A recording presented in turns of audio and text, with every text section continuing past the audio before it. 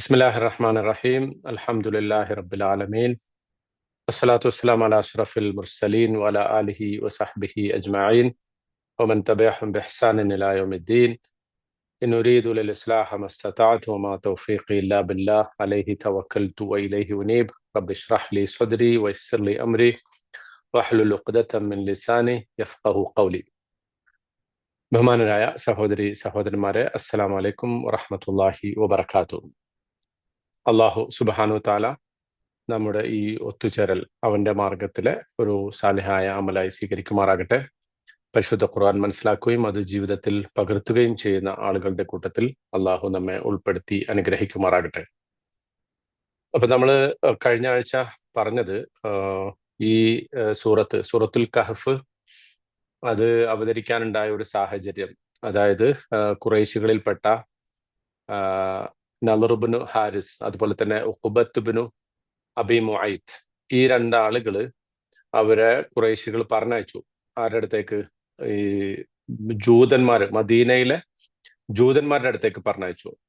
എന്തിനാണെന്ന് വെച്ചാൽ അവര് അവിടെ പോയിട്ട് അവര് വേദക്കാരാണല്ലോ, ആ വേദക്കാരുടെ അടുത്തുനിന്ന് പ്രവാചകൻ സല്ലല്ലാഹു അലൈഹി വസല്ലമയെ കുറിച്ച്, അദ്ദേഹത്തിന്റെ പ്രവാചകത്വത്തെ കുറിച്ച്, നുബുവത്തിനെ കുറിച്ചിട്ടുള്ള കാര്യങ്ങൾ ചോദിച്ചറിയാൻ വേണ്ടിയിട്ടാണ് പറഞ്ഞയച്ചത്. അപ്പോ അവരവിടുന്ന് 3 ചോദ്യങ്ങൾ ചോദിക്കാൻ വേണ്ടി ഖുറൈശികളോട് പറഞ്ഞു. നിങ്ങൾ 3 ചോദ്യങ്ങൾ ചോദിക്കുക. ആ ചോദ്യങ്ങൾക്ക് കൃത്യമായിട്ടുള്ള ഒരു ഉത്തരം കിട്ടുകയാണെങ്കിൽ അത് മുഹമ്മദ് നബി സല്ലല്ലാഹു അലൈഹി വസല്ലം അള്ളാഹുവിന്റെ പ്രവാചകനാണ് എന്ന് മനസ്സിലാക്കാം. അല്ല, അതിന്റെ ഉത്തരം തെറ്റാണെങ്കിൽ, അല്ലെങ്കിൽ നമുക്ക് തൃപ്തികരമായിട്ടുള്ള ഒരു ഉത്തരം ലഭിച്ചിട്ടില്ലെങ്കിൽ അതിന്റെ അർത്ഥം കള്ളപ്രവാചകനാണെന്ന് അവർ പറഞ്ഞില്ല, മറിച്ച് പിന്നെ വേണമെങ്കിൽ നിങ്ങൾക്ക് അദ്ദേഹത്തെ എന്ത് വേണമെങ്കിലും ചെയ്യാം, നിങ്ങൾക്ക് തോന്നുന്നത് ചെയ്യാം എന്നാണ് അവർ പറഞ്ഞത്. അപ്പോ ഈ 3 ചോദ്യങ്ങളെ കുറിച്ച് നമ്മൾ പറഞ്ഞു. അത് വാസ്തവത്തിൽ ഒരു കൃത്യമായിട്ടുള്ള ഉത്തരം കിട്ടാൻ വേണ്ടി അവർ ചോദിച്ചതല്ല. ഈ പ്രവാചകന്മാരെ കുറിച്ച് അറിയുന്ന ജൂതന്മാർക്ക്, വേദഗ്രന്ഥത്തിന്റെ ആളുകൾക്ക്, അവർക്ക് വേണമെങ്കിൽ ഈ യഥാർത്ഥത്തിൽ തന്നെ മുഹമ്മദ് നബി സല്ലല്ലാഹു അലൈഹി വസല്ലം പ്രവാചകനാണ്, ആകണം, അല്ലെങ്കിൽ ആണോ എന്നത് കൺഫേം ചെയ്യണമെങ്കിൽ മ്യൂട്ട് ചെയ്തിട്ടോ, എല്ലാവരും ഒന്ന് മ്യൂട്ട് ചെയ്യൂ സംസാരിക്കുന്നത്. ഓക്കെ. അപ്പോ യഥാർത്ഥത്തിൽ തന്നെ അദ്ദേഹം പ്രവാചകനാണ് എന്നറിയണമെങ്കിൽ പിന്നെ അവർക്ക് വേറെ ചില ചോദ്യങ്ങൾ ചോദിക്കാം. ഉദാഹരണത്തിന് അള്ളാഹുവിനെ കുറിച്ച് ചോദിക്കാം, മനുഷ്യരുടെ ഭൂമിയിലെ റോള്, അവരുടെ പങ്ക്, അവരുടെ ദൗത്യം, അതിനെക്കുറിച്ച് ചോദിക്കാം. അള്ളാഹുവിനോടുള്ള അദ്ദേഹത്തിന്റെ ബന്ധത്തെക്കുറിച്ച് ചോദിക്കാം. അല്ലെങ്കിൽ മനുഷ്യർ മരിച്ചു കഴിഞ്ഞാൽ എന്താണ് സംഭവിക്കുക. ഇതൊക്കെ ശരിക്കും വേദഗ്രന്ഥം അറിയാവുന്നവർ എന്ന നിലക്ക് ജൂതന്മാർക്ക് ചോദിക്കാവുന്ന ചോദ്യമാണ്. റസൂലാണ് എന്ന് തീരുമാനിക്കാൻ വേണമെങ്കിൽ അവർക്ക് ചോദിക്കാവുന്ന ചോദ്യമാണ്. പക്ഷെ അതല്ല അവർ ചോദിച്ചത്. കാരണം അവരുടെ ഉദ്ദേശം വാസ്തവത്തിൽ അവർക്ക് യഥാർത്ഥത്തിൽ മുഹമ്മദ് നബി സല്ലല്ലാഹു അലൈഹി വസല്ലം പ്രവാചകനാണോ എന്ന് കണ്ടുപിടിക്കുക എന്നുള്ളത് അവരുടെ ലക്ഷ്യമേ ആയിരുന്നില്ല. മറിച്ച് ഖുറൈശികളെ കൺവിൻസ് ചെയ്യിക്കണം. എന്ത്? ഈ വന്ന ആള് അള്ളാഹുവിന്റെ പ്രവാചകനല്ല എന്ന് അവരെ കൺവിൻസ് ചെയ്യിക്കണം. അങ്ങനെ കൺവിൻസ് ചെയ്യിക്കുമ്പോൾ സ്വാഭാവികമായിട്ടും ഖുറൈശികൾ എന്ത് ചെയ്തോളും? മുഹമ്മദ് നബി സല്ലല്ലാഹു അലൈഹി വസല്ലമയെ കൊല്ലും, വധിക്കും. ആ വധമാണ് അവർ ഇഷ്ടപ്പെട്ടിരുന്നത്. പ്രത്യേകിച്ച് അവർ അതിന് ചെയ്തത് കാരണം എന്താ? അവരെ സംബന്ധിച്ചിടത്തോളം അള്ളാഹുവിന്റെ വചനം, അല്ലെങ്കിൽ അള്ളാഹുവിന്റെ പ്രവാചകത്വം, അത് തങ്ങൾക്ക് വരാതെ ഒരു അറബിക്ക് അത് പോയി എന്നുള്ളതായിരുന്നു അവരുടെ ഏറ്റവും പ്രധാനപ്പെട്ട പ്രശ്നം. അതായത് വേദക്കാരായിട്ടുള്ള, ഇതിനെക്കുറിച്ചൊക്കെ അറിയുന്ന ഞങ്ങൾ ഇവിടെ ഉണ്ടായിരിക്കെ അത് അറബികളിൽപ്പെട്ട ഒരാളായിട്ടുള്ള മുഹമ്മദിന് പോയി എന്നതായിരുന്നു അവരുടെ ഏറ്റവും പ്രധാനപ്പെട്ട പ്രശ്നം. അപ്പൊ അവർ ചോദിച്ച ചോദ്യങ്ങളെ കുറിച്ച് നമ്മൾ പറഞ്ഞു. അസ്ഹാബുൽ കഹ്ഫിനെ കുറിച്ച് ചോദിച്ചു, റൂഹിനെ കുറിച്ച് ചോദിച്ചു, ദുൽഖർനൈനെ കുറിച്ച് ചോദിച്ചു. അതില് ദുൽഖർനൈനെ കുറിച്ച് ചോദിക്കുമ്പോൾ അവരുടെ ഒരു ഉദ്ദേശം എന്താണ്? കുറെ ഒപ്പീനിയൻസ് ഉണ്ട് അല്ലെ? അപ്പൊ തന്നെ ഇപ്പോഴത്തന്നെ നമുക്ക് ഇടയിൽ തന്നെ അഭിപ്രായ വ്യത്യാസമുള്ള, ഇപ്പൊ മുഫസ്സിറുകൾക്കിടയിൽ അഭിപ്രായ വ്യത്യാസമുള്ള ഒരു സംഗതിയാണ്.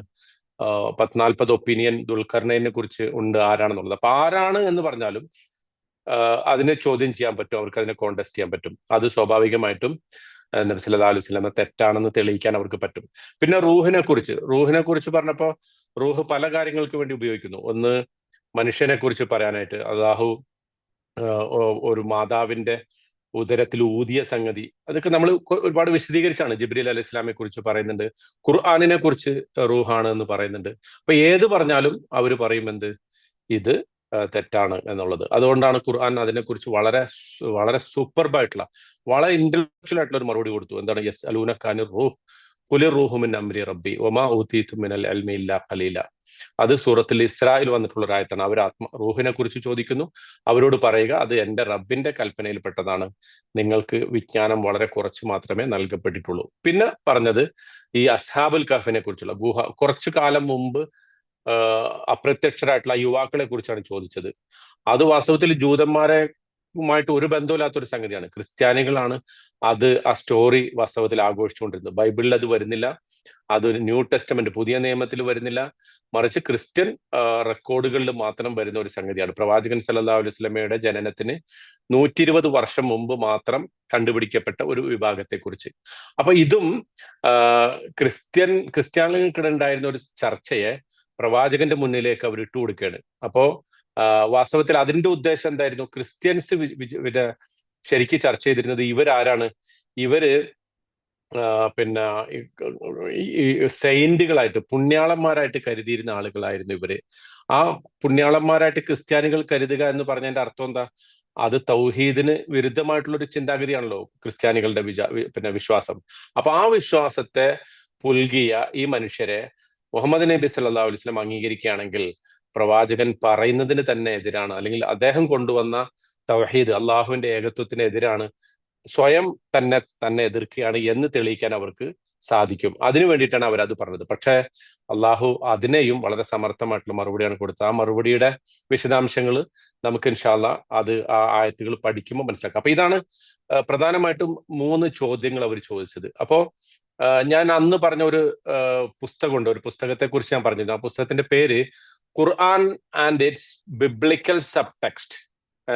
അത് എഴുതിയത് ഗബ്രിയേൽ സയ്യിദ് റെയ്നോൾഡ്സ് എന്ന് പറയുന്ന ഒരാളാണ്. Quran and its biblical subtext. ആ പുസ്തകത്തിന്റെ പേര് പിന്നീട് പറയാമെന്ന് ഞാൻ പറഞ്ഞിരുന്നു. അതിന്റെ ഉദ്ദേശം എന്താ വെച്ചാൽ, ആ പുസ്തകത്തിൽ അയാൾ സ്ഥാപിക്കുന്നത് എങ്ങനെയാണ് ഖുർആൻ ബൈബിളിൽ നിന്ന് കോപ്പി ചെയ്തത്, പക്ഷെ ആ കോപ്പി ചെയ്തത് വളരെ അൺസക്സസ്ഫുൾ ആയിട്ടാണ് ഖുർആൻ കോപ്പി ചെയ്തത്. പക്ഷെ ഖുർആൻ അതിന് ഒരു റെക്കോർഡായിട്ട്, അതായത് അത്തരം കഥകളെയൊക്കെ തിരുത്തുന്ന, ഇവർ കൊട്ടിഘോഷിക്കുന്ന കഥകളെയൊക്കെ കൃത്യമായി പറഞ്ഞു കൊടുക്കുന്ന ഒരു ഗ്രന്ഥമായിട്ടാണ് ഖുർആൻ വന്നിട്ടുള്ളത്. അതുകൊണ്ടാണ് ഖുർആനിനെ കുറിച്ച് മുസദ്ദിഖൻ ലിമാ ബൈന യദൈഹി വ മുഹൈമിനൻ അലൈഹി എന്ന് പറയാൻ കാരണം. ഇതൊക്കെ നമ്മൾ വിശദീകരിച്ച സംഗതിയാണ്. ഞാൻ ഇത് ഒന്നുകൂടി ആവർത്തിച്ച് പറയാൻ കാരണം, ഇത്രയും കാര്യങ്ങൾ, ഈ പോയിന്റുകൾ ഒന്നുകൂടി ആവർത്തിച്ച് പറയാൻ കാരണം, നമ്മൾ ഈ സൂറത്തുൽ കഹ്ഫ് പഠിക്കുമ്പോൾ ഈ ബൈബിളിലെ ഈ വേർഷൻ നമുക്ക് പലപ്പോഴും റെഫർ ചെയ്യേണ്ടി വരും. എന്തിനാന്ന് വെച്ചാൽ, എന്തുകൊണ്ട് ബൈബിളിലെ വേർഷനേക്കാളും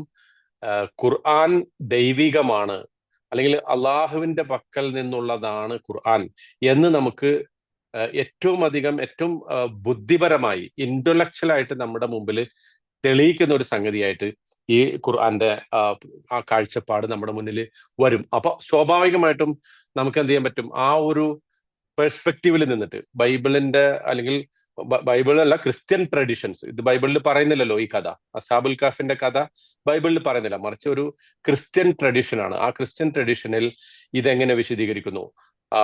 Y it is important to connect, or why it is important to believe in the true story that is narrated by Quran, that is narrated directly from Allah. അള്ളാഹുവിങ്കൽ നിന്ന് കൃത്യമായിട്ട് എങ്ങനെ വളരെ പ്രത്യക്ഷമായിട്ട് തന്നെ നമ്മുടെ മുമ്പിൽ ഇത്തരം കഥകൾ വെളിവാകുന്നു എന്നത് നമുക്ക് കൃത്യമായി ബോധ്യപ്പെടും. പിന്നെ ഇപ്പോ ഈ കഥ പറയുന്നിടത്ത് ഞാൻ ഇനി അതിനകത്തേക്ക് വരണം. അതായത് അള്ളാഹു സുബ്ഹാനഹു വ തആല ഈ സൂറത്തുൽ കഹ്ഫിലെ അസ്ഹാബുൽ കഹ്ഫിന്റെ കഥ പറയുമ്പോൾ സൂചിപ്പിക്കുന്ന ഒരു സംഗതിയുണ്ട്. നഹ്നു നഖുസ്സു അലൈക നബഅഹും ബിൽ ഹഖ്, അല്ലെ?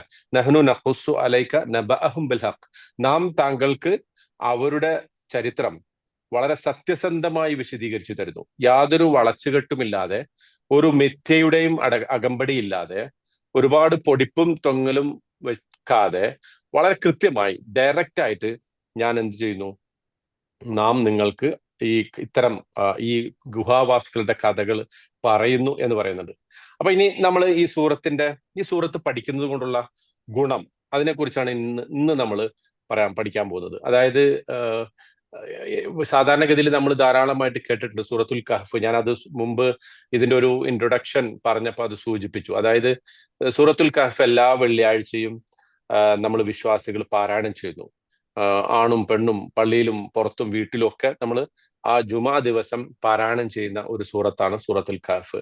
അതിനെ കുറിച്ചിട്ടുള്ള ഒരുപാട് ഗുണങ്ങൾ പ്രവാചകൻ സല്ലല്ലാഹു അലൈഹി വസല്ലമയിൽ നിന്ന് റിപ്പോർട്ട് ചെയ്യപ്പെട്ട ധാരാളം ഹദീസുകളിൽ നമുക്ക് കാണാൻ സാധിക്കും. ഇതിൽ ഏറ്റവും പ്രധാനപ്പെട്ട ഒരു ഹദീസ് അബൂദർദ റളിയല്ലാഹു അൻഹു റിപ്പോർട്ട് ചെയ്ത ഒരു ഹദീസാണ്. അതിൽ അദ്ദേഹം പറയുന്നുണ്ട്, അന്ന നബിയ സല്ലല്ലാഹു അലൈഹി വസല്ലം ഖാൽ, പ്രവാചകൻ സല്ലല്ലാഹു അലൈഹി വസല്ലം പറയാണ്, മൻ ഹഫിള അശറ ആയാത്തിൻ മിൻ ഔവലി സൂറത്തിൽ കഹഫ് ഉസിമ മിനദ് ദജ്ജാൽ. അബൂദർദ റളിയല്ലാഹു അൻഹു പറയാണ്, നബി സല്ലല്ലാഹു അലൈഹി വസല്ലം പറഞ്ഞു, ആരെങ്കിലും സൂറത്തുൽ കഹഫിലെ ആദ്യത്തെ 10 ആയത്ത് മനപ്പാടമാക്കിയാൽ, മൻ ഹഫിള, ഹഫിളക്ക് പല അർത്ഥങ്ങളുണ്ട്, ഇപ്പൊ നമ്മൾ അതിനെ ഹിഫിളാക്കിയാൽ എന്നുള്ള അർത്ഥം വെക്കാം കേട്ടാ. ആരെങ്കിലും സൂറത്തുൽ കഹഫിലെ ആദ്യത്തെ 10 ആയത്തുകൾ ഹിഫിളാക്കിയാൽ അവൻ ഉസിമ മിന ദജ്ജാൽ, ദജ്ജാലിന്റെ അപകടത്തിൽ നിന്ന്, ദജ്ജാലിന്റെ ഉപദ്രവത്തിൽ നിന്ന് അവന് സംരക്ഷണം ലഭിക്കും. അപ്പോൾ ഹഫിള എന്ന് പറയുന്നത് നമ്മൾ സാധാരണ ഇതിൽ മെമ്മറൈസ് ചെയ്യുക, ഹിഫിളാക്കുക, അതുകൊണ്ടാണല്ലോ ഹാഫിൾ എന്ന് പറയുന്നത്. പക്ഷെ അതിന്റെ അർത്ഥം പിന്നെ ടു സേഫ് ഗാർഡ് എന്നൊരു അർത്ഥമുണ്ട്, അതായത് സംരക്ഷിക്കുക. നമ്മൾ സൂറത്തുൽ കഹ്ഫിലെ 10 ആയത്തുകളിൽ പറഞ്ഞിട്ടുള്ള, അള്ളാഹു കൃത്യമായി വിശ്വാസികളോട് പറഞ്ഞിട്ടുള്ള ആ ഒരു വിശ്വാസ കാര്യങ്ങൾ ഈ 10 ആയത്തുകൾ ഉപയോഗിച്ചിട്ട് നമ്മൾ നമ്മുടെ വിശ്വാസത്തെ സംരക്ഷിച്ചാൽ എന്നും വേണമെങ്കിൽ അർത്ഥം പറയാം. കാരണം ഹഫിള എന്ന വാക്കിന് അങ്ങനെ ഒരു അർത്ഥമുണ്ട്. അപ്പൊ ഈ 10 ആയത്തുകളിൽ, കാരണം ഒരിക്കലും പ്രവാചകൻ സല്ലല്ലാഹു അലൈഹി വസല്ലം ഈ ഹദീസുകൾ പറയുമ്പോൾ നമ്മൾ ഇന്ന് മനസ്സിലാക്കുന്നത് പോലെ വെറും പാരായണം ചെയ്യാനും അല്ലെങ്കിൽ വെറും മനപ്പാടമാക്കി ഓതാനും മാത്രമായിട്ട് അവരാരും അതിനെക്കുറിച്ച് അങ്ങനെ മനസ്സിലാക്കിയിട്ടില്ല. സൂറത്തുൽ കഹ്ഫ് പാരായണം ചെയ്യണം, അത് വെള്ളിയാഴ്ച പാരായണം ചെയ്യണം എന്ന് പറയുമ്പോൾ അന്ന് സഹാബികൾ മനസ്സിലാക്കിയത് എന്താ? അതിന്റെ അർത്ഥം ആ ആയത്തുകളിൽ പറയുന്ന സംഗതികൾ മനസ്സിലാക്കി അത് ജീവിതത്തിൽ നമ്മുടെ വിശ്വാസത്തെ സംരക്ഷിക്കാൻ നമ്മളത് ഉപയോഗിക്കണം എന്നുള്ളതാണ്. അതല്ലാതെ ഇന്ന് നമ്മൾ ചെയ്യുന്ന പോലുള്ള പാരായണ രീതി, അതായത് വെറും പാരായണം എന്ന് മാത്രം, നമ്മളെന്ന് ഞാൻ ഉദ്ദേശിക്കുന്നത് ഇവിടെ ഇരിക്കുന്ന ആളുകളെ കുറിച്ചല്ല, മറിച്ച് മൊത്തത്തിൽ മുസ്ലിം സമൂഹം അങ്ങനെയാണല്ലോ അതിനെക്കുറിച്ച് മനസ്സിലാക്കിയിട്ടുള്ളത്. അപ്പോ ആ ഒരു അർത്ഥത്തിൽ ആദ്യത്തെ 10 ആയത്തുകൾ, അപ്പൊ എന്തുകൊണ്ട് ആ ആദ്യത്തെ 10 ആയത്തുകൾ, ആ ആദ്യത്തെ 10 ആയത്തുകളിൽ എന്തൊക്കെയാണ് അള്ളാഹു പറയുന്നത്, അതെങ്ങനെയാണ് നമ്മുടെ വിശ്വാസത്തെ സംരക്ഷിക്കാൻ നമുക്ക് ഉപകരിക്കുന്നത്, എങ്ങനെയാണ്, അതൊക്കെ നമ്മൾ മനസ്സിലാക്കാൻ പോകുന്നേ ഉള്ളൂ. അപ്പം അതേ സന്ദർഭത്തിൽ അതിന്റെ പാരായണത്തിന് വളരെ പ്രാധാന്യമുണ്ട്, അതും നമ്മൾ മനസ്സിലാക്കണം. ദജ്ജാലിനെ കാണുമ്പോൾ നബി സല്ലല്ലാഹു അലൈഹി വസല്ലം തന്നെ അത് പറഞ്ഞിട്ടുണ്ട്, നിങ്ങൾ ദജ്ജാലിനെ കാണുമ്പോ ആരെങ്കിലും ഈ 10 ആയത്തുകൾ ഓതിയാൽ ആ ദജ്ജാലിന്റെ ഫിത്നയിൽ നിന്ന് അവന് രക്ഷപ്പെടാം എന്നും പറഞ്ഞിട്ടുണ്ട്. അപ്പൊ ഇത് രണ്ടും കൂടി ചേർത്തിട്ടാണ് നമ്മൾ വായിക്കാം. മൻ ഖറഅ അശറ ആയാത്തിൻ മിൻ സൂറത്തുൽ കഹ്ഫ് എന്നും പറഞ്ഞിട്ടുണ്ട് കേട്ടോ. സൂറത്തുൽ കഹ്ഫിലെ ആദ്യത്തെ 10 ആയത്തുകൾ ആരെങ്കിലും പാരായണം ചെയ്താൽ എന്ന അർത്ഥത്തിൽ പറഞ്ഞിട്ടുണ്ട്. അപ്പോ പാരായണം ചെയ്യുന്നതിന് അതിൻ്റെതായ പ്രാധാന്യമുണ്ട്. പക്ഷെ എപ്പോഴാണ് നമുക്കത് പാരായണം ചെയ്യാൻ തോന്നുക? അല്ലെങ്കിൽ ദജ്ജാലിനെ കാണുമ്പോ നമ്മൾ എന്തോ മന്ത്രം ജപിക്കുന്നത് പോലെ ദജ്ജാൽ ഇങ്ങനെ മുന്നിൽ വന്ന് നിൽക്കുമ്പോ ഈ സൂറത്തുൽ കഹ്ഫിലെ 10 ആയത്ത് ഓതിയാൽ അവര് ദജ്ജാലിൽ നിന്ന് രക്ഷ കിട്ടോ ഇല്ലേ, അത് സ്വാഭാവികമായിട്ട് നമുക്ക് ആലോചിച്ചാൽ മനസ്സിലാക്കാവുന്നുള്ളൂ. ഒരു ബുദ്ധിയുള്ള ആളുകൾക്ക് ആലോചിച്ചാൽ തിരിയുന്ന ഒരു സംഗതിയാണ്. അങ്ങനെയല്ല, അതിനെക്കുറിച്ച് നമ്മൾ മനസ്സിലാക്കുകയും നമ്മുടെ വിശ്വാസത്തെ സംരക്ഷിക്കാൻ പറ്റുന്ന രൂപത്തിൽ ആ ആയത്തുകളെ നമ്മൾ മനസ്സിലാക്കുകയും ജീവിതത്തിൽ പകർത്തുകയും ചെയ്യുമ്പോഴാണ് അത് പാരായണം ചെയ്യുമ്പോഴുള്ള ഗുണം നമുക്ക് ലഭിക്കുക എന്ന് മനസ്സിലാക്കാൻ സാധിക്കും. അതുപോലെ തന്നെ മറ്റൊരു ഹദീസിൽ മിൻ ആഖിരി സൂറത്തുൽ കഹ്ഫ്, സഹീഹ് മുസ്ലിമിലുള്ള ഒരു ഹദീസിൽ കാണാൻ സാധിക്കും, സൂറത്തുൽ കഹ്ഫിലെ അവസാനത്തെ ആയത്തുകൾ ഇതും ഈ പറഞ്ഞ പിന്നെ പിശാചിന്റെ ഉപദ്രവത്തിൽ നിന്ന്, പിശാചല്ല, ദജ്ജാല്. ഇനി ദജ്ജാൽ ആരാണെന്നുള്ളത് ഞാൻ പറയാട്ടോ. ദജ്ജാലിനെ കുറിച്ചുള്ള ഒരു ചർച്ച നമ്മൾ വളരെ ചുരുങ്ങിയ രൂപത്തിൽ നടത്താം. ഒരുപാട് വിശദമായ ഡീറ്റെയിൽസിലേക്ക് പോകാൻ നമുക്ക് നമ്മുടെ ഉദ്ദേശം അതല്ലാത്തതുകൊണ്ട് അതിനകത്തേക്ക് പോകുന്നില്ല. അപ്പൊ ദജ്ജാൽ എന്ന് പറയുന്ന ഒരു സംഗതി ഉണ്ട് അല്ലെ? ദജ്ജാൽ ഇല്ലേ? എല്ലാവർക്കും അറിയാലോ അല്ലെ? ദജ്ജാൽ എന്ന് പറയുന്ന സംഗതി ഉണ്ടോ? ആരാ ദജ്ജാല്? ദജ്ജാലിന്റെ അർത്ഥം എന്താ? നമ്മൾ എല്ലാ ദിവസവും നമസ്കാരത്തിൽ ഓതാറില്ലേ? എന്താ നമസ്കാരത്തിന്റെ അവസാനം, അത്തഹിയാത്തിന്റെ അവസാനം പറയുന്ന വാചകം എന്താ? മിൻ ഫിത്നത്തിൽ മസീഹ് ദജ്ജാൽ. മസീഹ് ദജ്ജാൽ അല്ലെ? അപ്പൊ എന്തായിരിക്കും മസീഹ്? ഈസാ അലൈഹി ഇസ്ലാമയെയും മസീഹ് എന്ന് പറയാറുണ്ട് അല്ലെ? ഈസ അലൈഹി സ്വലാമയെ മസീഹ് ഈസ ബിൻ മറിയം, ദജ്ജാലിനെ മസീഹ് എന്ന് പറഞ്ഞാൽ, അതിൻ്റെ അകത്തേക്ക് ഞാൻ വരാം. അതിനു മുമ്പ് ഈ ഹദീസുകളൊന്ന് പൂർത്തിയായിക്കോട്ടെ, എന്നിട്ട് ഞാൻ അതിൻ്റെ അകത്തേക്ക് വരാം. വേറൊരു റിപ്പോർട്ടില് നമുക്ക് കാണാൻ സാധിക്കും, നബി സല്ലല്ലാഹു അലൈഹി വസല്ലം പറയുന്നു, മൻ ഖറഅ സൂറത്തുൽ കഹ്ഫി ഫി യൗമിൽ ജുമഅ, വെള്ളിയാഴ്ച ദിവസം ആരെങ്കിലും സൂറത്തുൽ കഹ്ഫ് പാരായണം ചെയ്താൽ, അല്ലാഹു ലഹു മിനൻ നൂരി മാ ബൈനൽ ജുമഅത്തൈൻ, അവന് അല്ലാഹു സുബ്ഹാനഹു തആല ഒരു ഒരു തെളിച്ചു കൊടുക്കും. മാ ബൈനൽ ജുമഅത്തൈൻ, രണ്ട് ജുമഅകൾക്കിടയിൽ, അതായത് ഒരു വെള്ളിയാഴ്ച അത് പാരായണം ചെയ്താൽ അടുത്ത വെള്ളിയാഴ്ച വരെ അള്ളാഹുവിന്റെ പക്കൽ നിന്നുള്ള ഒരു പ്രകാശം അള്ളാഹു അവന് തെളിയിച്ചു കൊടുക്കും എന്നത് വളരെ കൃത്യമായിട്ട് ഹദീസുകളിൽ വന്ന ഒരു സംഗതിയാണ്. അപ്പൊ അള്ളാഹുവിന്റെ പക്കൽ നിന്നുള്ള ഒരു പ്രകാശം അവന് ഈ വെള്ളിയാഴ്ച സൂറത്തുൽ കഹ്ഫ് പാരായണം ചെയ്യുന്നതിലൂടെ അവന് ലഭിക്കും എന്നുള്ളതാണ്. ഇപ്പൊ നമ്മള് ഈ പറയുന്ന, ഇപ്പൊ നേരത്തെ നമ്മൾ ഇതിന്റെ കോണ്ടെക്സ്റ്റ് പറഞ്ഞല്ലോ, അവതരണ സന്ദർഭം പറഞ്ഞു. അതുപോലെ നമ്മൾ ഇനി പറയാൻ പോകുന്നത് ഈ സൂറത്തിന്റെ ആദ്യവും അവസാനവും ഒക്കെ എങ്ങനെ ബന്ധപ്പെട്ട് നിൽക്കുന്നു. ഇപ്പൊ നമ്മൾ ഈ 10 ആയത്തുകളെ കുറിച്ച് ഇവിടെ പറഞ്ഞു, ഇതിന്റെ പ്രാധാന്യത്തെ കുറിച്ച് പറഞ്ഞുകൊണ്ടിരിക്കുന്നു. അതുപോലെ ഈ ഓരോ ആയത്തുകൾ തമ്മിലുള്ള ഒരു കൊഹേഷനെ കുറിച്ച് ഞാൻ നേരത്തെ സൂചിപ്പിച്ചു.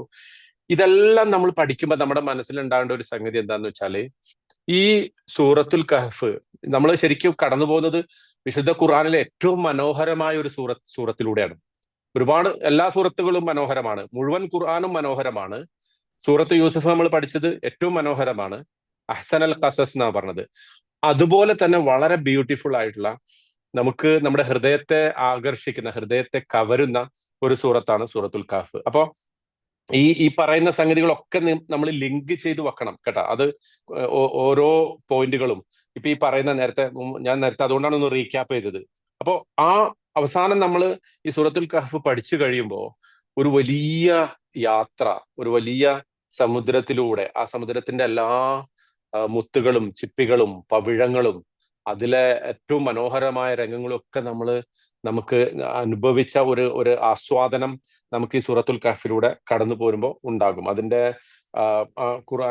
ഈ സൂറത്തിന്റെ ഫലാഇൽ, അതിന്റെ ശ്രേഷ്ഠത, ഇതിന്റെ നുളുമ്, അതുപോലെ തന്നെ ഇതിന്റെ ആ സ്ട്രക്ചർ, അതുപോലെ ഈ സൂറത്ത് അവതരിക്കാനുണ്ടായ പശ്ചാത്തലത്തെ കുറിച്ച് പറഞ്ഞ സന്ദർഭങ്ങൾ, ഇതിന്റെ കൊഹേഷൻ, പരസ്പരമുള്ള ബന്ധങ്ങൾ, ഇതൊക്കെ നമ്മൾ പഠിച്ചു കഴിയുമ്പോൾ ശരിക്കും വാസ്തവത്തിൽ സൂറത്തുൽ കഹ്ഫിന്റെ ആ ഒരു ഏറ്റവും മനോഹരമായ ഒരു ചിത്രം നമ്മുടെ മനസ്സിൽ ഇങ്ങനെ മായാതെ നിൽക്കുമെന്നുള്ളതാണ്. അപ്പോ ഇപ്പൊ ദജ്ജാലിനെ കാണുമ്പോൾ സൂറത്തുൽ കഹ്ഫ് ഓതണം എന്ന് പറഞ്ഞ ഒരു ഹദീസ് ഉണ്ട്. മൻ അദ്റകഹു മിൻകും ഫഖ്റ അലൈഹി സൂറത്തുൽ കഹ്ഫ്. നിങ്ങള് അന്ത്യനാളിൽ നിങ്ങൾക്ക് ആ സമയത്ത് ജീവിച്ചിരിക്കാൻ ഭാഗ്യമോ നിർഭാഗ്യമോ എന്താന്ന് പറയാൻ പറ്റില്ല ആ സമയത്ത്. കാരണം ഭാഗ്യം ഉണ്ടാവുന്ന ആരായിരിക്കും? ആ ദജ്ജാലിന്റെ ഉപദ്രവത്തിന് രക്ഷപ്പെട്ട ആളാണ്. പക്ഷെ ദജ്ജാലിന്റെ ഫിത്നയിൽ പെട്ടുപോയ ആൾക്ക് നിർഭാഗ്യമായിരിക്കും. അപ്പോ ഏതൊരു അവസ്ഥയിലാണോ അവിടെ വെച്ച് നിങ്ങൾ എന്ത് ചെയ്യണം? ഈ ദജ്ജാലിന്റെ മുന്നിൽ നിങ്ങൾ എത്തിപ്പെട്ടാൽ ഈ സൂറത്തുൽ കഹ്ഫ് പാരായണം ചെയ്യണം എന്ന് റസൂൽ സല്ലല്ലാഹു അലൈഹി വസല്ലം പറഞ്ഞു. അത് നിങ്ങൾക്ക് പ്രൊട്ടക്ഷൻ ആണ്, ദജ്ജാലിന്റെ ഉപദ്രവത്തിൽ നിന്നുള്ള പ്രൊട്ടക്ഷൻ ആണ്. അപ്പോ ഈ സൂറത്തുൽ കഹ്ഫും ദജ്ജാലിൽ നിന്നുള്ള സംരക്ഷണവും തമ്മിൽ വളരെ ഡയറക്റ്റ് ആയിട്ടുള്ള ഒരു കണക്ഷൻ ഉണ്ട്. ഇതാണ് നമ്മൾ അടിസ്ഥാനപരമായിട്ട് മനസ്സിലാക്കേണ്ടത്. ആ കണക്ഷൻ എന്താണ് എന്ന് ചോദിച്ചാൽ, അത് നമ്മൾ മനസ്സിലാക്കണമെങ്കിൽ ഈ സൂറത്തിന്റെ ആയത്തുകളിലൂടെ വിശദമായിട്ട് നമ്മൾ കടന്നു പോകേണ്ടി വരും. അപ്പോൾ മാത്രമാണ് ആ കണക്ഷൻ നമുക്ക് മനസ്സിലാവുള്ളൂ. മറ്റൊരു ഹദീസ് നബി സല്ലല്ലാഹു അലൈഹി വസല്ലമയുടെ ഇമാം ബൈഹഖി റിപ്പോർട്ട് ചെയ്തതാണ്. അതുപോലെ ഇമാം സുയൂത്തി അദ്ദേഹം റിപ്പോർട്ട് ചെയ്തിട്ടുണ്ട്. അതില് നബി സല്ലല്ലാഹു അലൈഹി വസല്ലം പറയുന്നത്, ഈ യഖ്റുജ്, ഈ ദജ്ജാൽ പുറപ്പെട്ടു വന്നാൽ, വ അന ഫീക്കും, ആ സന്ദർഭത്തിൽ ഞാൻ നിങ്ങളുടെ ഇടയിൽ ജീവിച്ചിരിപ്പുണ്ടെങ്കിൽ, ഫ അന ഹജീജുഹു ദൂനക്കും, ഞാൻ നിങ്ങളെ കൂടാതെ നിങ്ങൾ ആരും ദജ്ജാലിനെ കൈകാര്യം ചെയ്യേണ്ടി വരില്ല, മറിച്ച് ഞാൻ തന്നെ അയാളെ എതിരിട്ടോളാം എന്നാര് പറയുന്നുണ്ട്? നബി സല്ലല്ലാഹു അലൈഹി വസല്ലം പറയുന്നുണ്ട്. അതായത് ഞാൻ ജീവിച്ചിരിപ്പുണ്ടെങ്കിൽ, പക്ഷെ ദൗർഭാഗ്യവശാൽ പ്രവാചകൻ സല്ലല്ലാഹു അലൈഹി വസല്ലം ആ സമയത്ത് ഇല്ലാത്തവണ്ണം നമ്മിൽ നിന്ന് വിട്ടുപോയി. അള്ളാഹു അങ്ങനെ ഒരു രൂപത്തിലാണ് കാര്യങ്ങളെ പ്ലാൻ ചെയ്തിരിക്കുന്നത്. അപ്പോൾ പ്രവാചകൻ സല്ലല്ലാഹു അലൈഹി വസല്ലം ഇപ്പൊ നമ്മുടെ ഒപ്പം ഇല്ല. അതിനെക്കുറിച്ച് നബി പറഞ്ഞു, വ ഇൻ യഖ്റുജ്, ഇനി ദജ്ജാൽ പുറപ്പെട്ടു, വലസ്തു ഫീക്കും, ഞാൻ നിങ്ങളുടെ ഇടയിൽ ഇല്ല, ഞാൻ നിങ്ങളുടെ ഇടയിൽ ഇല്ലാതിരിക്കെ ദജ്ജാൽ പുറപ്പെടുകയാണെങ്കിൽ, ഫകുല്ലു ഇംറിഇൻ ഹജീജുൻ നഫ്സഹു, അപ്പൊ നിങ്ങൾ ഓരോരുത്തരും എന്ത് ചെയ്യണം? ആ ദജ്ജാലിനെ നിങ്ങൾ ഓരോരുത്തരും തന്നെ ഡീൽ ചെയ്യണം. ഹജീജ് എന്ന് പറഞ്ഞാൽ നിങ്ങളാണ് പിന്നെ ദജ്ജാലിനെ ഇൻവോൾവ് ചെയ്യേണ്ടത്, എൻഗേജ് ചെയ്യേണ്ടത് നിങ്ങളുടെ പണിയാണ് എന്ന് പറയാണ്. എന്നിട്ട് നബി സല്ലല്ലാഹു അലൈഹി വസല്ലം പറയുന്നത് ഫമൻ അദ്റകഹു മിൻകും, നിങ്ങളിൽ ആരെങ്കിലും ആ ദജ്ജാലിനെ നേരിട്ട് കണ്ടുമുട്ടിയാൽ ഫൽ യഖ്റ അലൈഹി ഫവാത്തിഹ സൂറത്തുൽ കഹ്ഫ്, നിങ്ങൾ എന്ത് ചെയ്യണം, ആ പിന്നെ സൂറത്തുൽ കഹ്ഫിലെ ആദ്യത്തെ ആയത്തുകൾ നിങ്ങൾ അവന് ഓതി കൊടുക്കണം എന്ന് പ്രവാചകൻ സല്ലല്ലാഹു അലൈഹി വസല്ലം പറയാണ്. ഇന്നഹാ ജിവാറുക്കും മിൻ ഫിത്നതിഹി, കാരണം അത് നിങ്ങൾക്ക് സംരക്ഷണമാണ്. ജിവാറുക്കും എന്ന് പറഞ്ഞാല് സംരക്ഷണമാണ്. മിൻ ഫിത്നതിഹി, ആ പിശാചിന്റെ ഉപദ്രവത്തിൽ നിന്ന് നിങ്ങൾക്ക് സംരക്ഷണമാണ് ഈ സൂറത്തുൽ കഹ്ഫിലെ 10 ആയത്തുകൾ. ജിവാർ, ജാറ യജൂറു എന്ന പദത്തിൽ നിന്നാണ് ഇജാറ. ഇപ്പോ നമ്മള് പ്രാർത്ഥിക്കാറുണ്ടല്ലോ, അല്ലാഹുമ്മ അജിർനാ മിനന്നാർ, അല്ലാഹുമ്മ അജിർനാ മിനന്നാർ. പ്രത്യേകിച്ച് എല്ലാ മഗ്രിബിന്റെ ശേഷവും സുബഹിയുടെ ശേഷവും 7 പ്രാവശ്യം അല്ലാഹുമ്മ അജിർനാ മിനന്നാർ എന്ന് പറയുന്നത് വളരെ ബലപ്പെട്ട സുന്നത്താണ്. എന്താ അതിന്റെ അർത്ഥം? അജിർന എന്ന് പറഞ്ഞാല് ഞങ്ങളെ സംരക്ഷിക്കണേ, സംരക്ഷിക്കണേ എന്നാണ്. നെയ്ബറിന്, അയൽക്കാരന് പറയും ജാറിന്. എന്തുകൊണ്ട് അങ്ങനെ പറയണ? ജാറ് വാസ്തവത്തിൽ ഒരു സംരക്ഷണമാണ്, അയൽക്കാരന് ഒരു സംരക്ഷണമാണ്. നമ്മൾ വീട്ടിലില്ലെങ്കിൽ നമുക്ക് വേണമെങ്കിൽ എന്ത് ചെയ്യാം, നമ്മുടെ വീടിന്റെ കീ അയൽക്കാരനെ ഏൽപ്പിക്കാൻ പറ്റണം, നമ്മുടെ മക്കളെ അവിടെ ഏൽപ്പിക്കാൻ പറ്റണം. നമുക്കൊരു ഉപദ്രവം വന്നാൽ നമുക്ക് അയൽവക്കത്ത് അഭയം തേടാം. അതുകൊണ്ടാണ് ജാറ് എന്ന് പറഞ്ഞത്. അറബിയിൽ ഒരു ചൊല്ലുണ്ട്, അൽ ജാറു ഖബലദ്ദാർ, അൽ ജാറു ഖബലദ്ദാർ. എന്താ അർത്ഥം? നിങ്ങൾ വീട് വെക്കണതിന് മുമ്പ് വീടിന്റെ ചുറ്റും അയൽവക്കക്കാരാരാന്ന് നോക്കണമെന്നുണ്ട്. ഒരു വീട് തെരഞ്ഞെടുക്കുന്നതിന് മുമ്പ്, വീട് വാങ്ങിക്കുന്നതിന് മുമ്പ്, അല്ലെങ്കിൽ സ്ഥലം വാങ്ങിക്കുന്നതിന് മുമ്പ് അതിന്റെ അയൽപക്കത്ത് ആരാ ഉള്ളത് എന്നത് നിങ്ങൾ ചെക്ക് ചെയ്യണം, അന്വേഷിക്കണം. കാരണം അയൽപക്കം മോശമായി കഴിഞ്ഞാൽ പിന്നെ നിങ്ങൾക്ക് ആ വീട്ടിൽ സമാധാനം ഉണ്ടാവില്ല. ഇത് ഒരു അറബിയിലെ ഒരു പഴഞ്ചൊല്ലാണ്, അത് ഹദീസ് അല്ലാട്ടാ, അതൊരു പഴഞ്ചൊല്ലാണ്, അൽ ജാറു ഖബലദ്ദാർ എന്ന് പറയുന്നത്. അപ്പൊ ഞാൻ ആ ജിവാറിന്റെ അർത്ഥം പറയാനാണ് ഇതൊക്കെ പറഞ്ഞത്. അപ്പൊ പിശാചിൽ നിന്നുള്ള സോറി, പിന്നെ പിശാജ് പറഞ്ഞ ദജ്ജാലിൽ നിന്നുള്ള ഒരു സംരക്ഷണമാണ് എന്ത്, സൂറത്തുൽ കഹ്ഫിലെ ആദ്യത്തെ 10 ആയത്തുകൾ എന്നുള്ളത്. ഇനി അബ്ദുല്ലാഹിബ്നു മസ്ഊദ് റളിയല്ലാഹു അൻഹു അദ്ദേഹത്തിൻ്റെതായിട്ട് വന്ന ഒരു വാചകം, അതും ഹദീസ് അല്ല, അസറാണ്. അസർ എന്ന് പറഞ്ഞാൽ അങ്ങനെയുണ്ട് അറബിയിലെ ഈ ടെർമിനോളജിയിൽ, പ്രത്യേകിച്ച് ഇസ്ലാമിക് ടെർമിനോളജിയിൽ അസർ എന്ന് പറഞ്ഞാൽ ഹദീസ് അല്ല, മറിച്ച് സഹാബികളിലേക്ക് റിപ്പോർട്ട് ചെയ്യപ്പെടുന്ന, സഹാബികളിലേക്ക് ചേർത്ത് പറയുന്ന ഒരു സംഗതിയാണ് ഹസർ. അതില് അദ്ദേഹം പറയാണ്, ബനി ഇസ്രായേൽ, കഹ്ഫ്, മറിയം, ത്വാഹ, അൽ അംബിയാ. സൂറത്ത് ഇസ്രായിന് മറ്റൊരു പേരാണ് ബനി ഇസ്രായേൽ. സൂറത്ത് അൽ ഇസ്രായിന്റെ മറ്റൊരു പേരാണ് എന്ത്, ബനി ഇസ്രായേൽ. അപ്പൊ ഈ സൂറത്തുകൾ, അതായത് പിന്നെ ബനി ഇസ്രായേല് ഏതൊക്കെയാ? സൂറത്ത് ഇസ്രാ, കഹ്ഫ്, അതുപോലെ തന്നെ പിന്നെ ത്വാഹ, അംബിയാ. ഈ സൂറത്തുകൾ എന്താണ്, ഇന്നഹുന്ന മിനൽ ഇതാഖിൽ അവൽ. ഈ സൂറത്തുകൾ ഏറ്റവും ആദ്യമായി അല്ലെങ്കിൽ നമുക്ക് സംരക്ഷണം നൽകുന്ന സൂറകളാണ് ഈ സൂറകൾ. ഇതാഖിൽ അവൽ. വഹുന്ന മിൻ തിലാദി, അത് എനിക്ക് കിട്ടിയ ആദ്യത്തെ ചില സമ്പത്താണ് എന്ന് ആര് പറയുന്നുണ്ട്? അബ്ദുല്ലാഹിബിൻ മസ്ഊദ് റളിയല്ലാഹു അൻഹു പറയുന്നുണ്ട്. അബ്ദുല്ലാഹിബിൻ മസ്ഊദ് റളിയല്ലാഹു അൻഹുവിനെ കുറിച്ച് എന്നിട്ട് പറഞ്ഞിട്ടുള്ള പ്രവാചകൻ സല്ലല്ലാഹു അലൈഹി വസല്ലം, അദ്ദേഹം തർജുമാനുൽ ഖുർആൻ എന്നാണ്, അല്ലെ, ഖുർആന്റെ ഒരു വ്യാഖ്യാതാവാണ്. ഖുർആന്റെ ഒരു അദ്ദേഹത്തിന്റെ മനോഹരമായ പാരായണം പ്രവാചകൻ സല്ലല്ലാഹു അലൈഹി വസല്ലം ഇഷ്ടപ്പെട്ടിരുന്നു. ആ അബ്ദുല്ലാഹിബിൻ മസ്ഊദ് റളിയല്ലാഹു അൻഹു പറയാണ്, ബനി ഇസ്രായേൽ, കഹ്ഫ്, മറിയം, ഇതൊക്കെ ഞാൻ ആദ്യമായിട്ട് മനഃപ്പാടമാക്കിയ സൂറത്തുകളാണ്.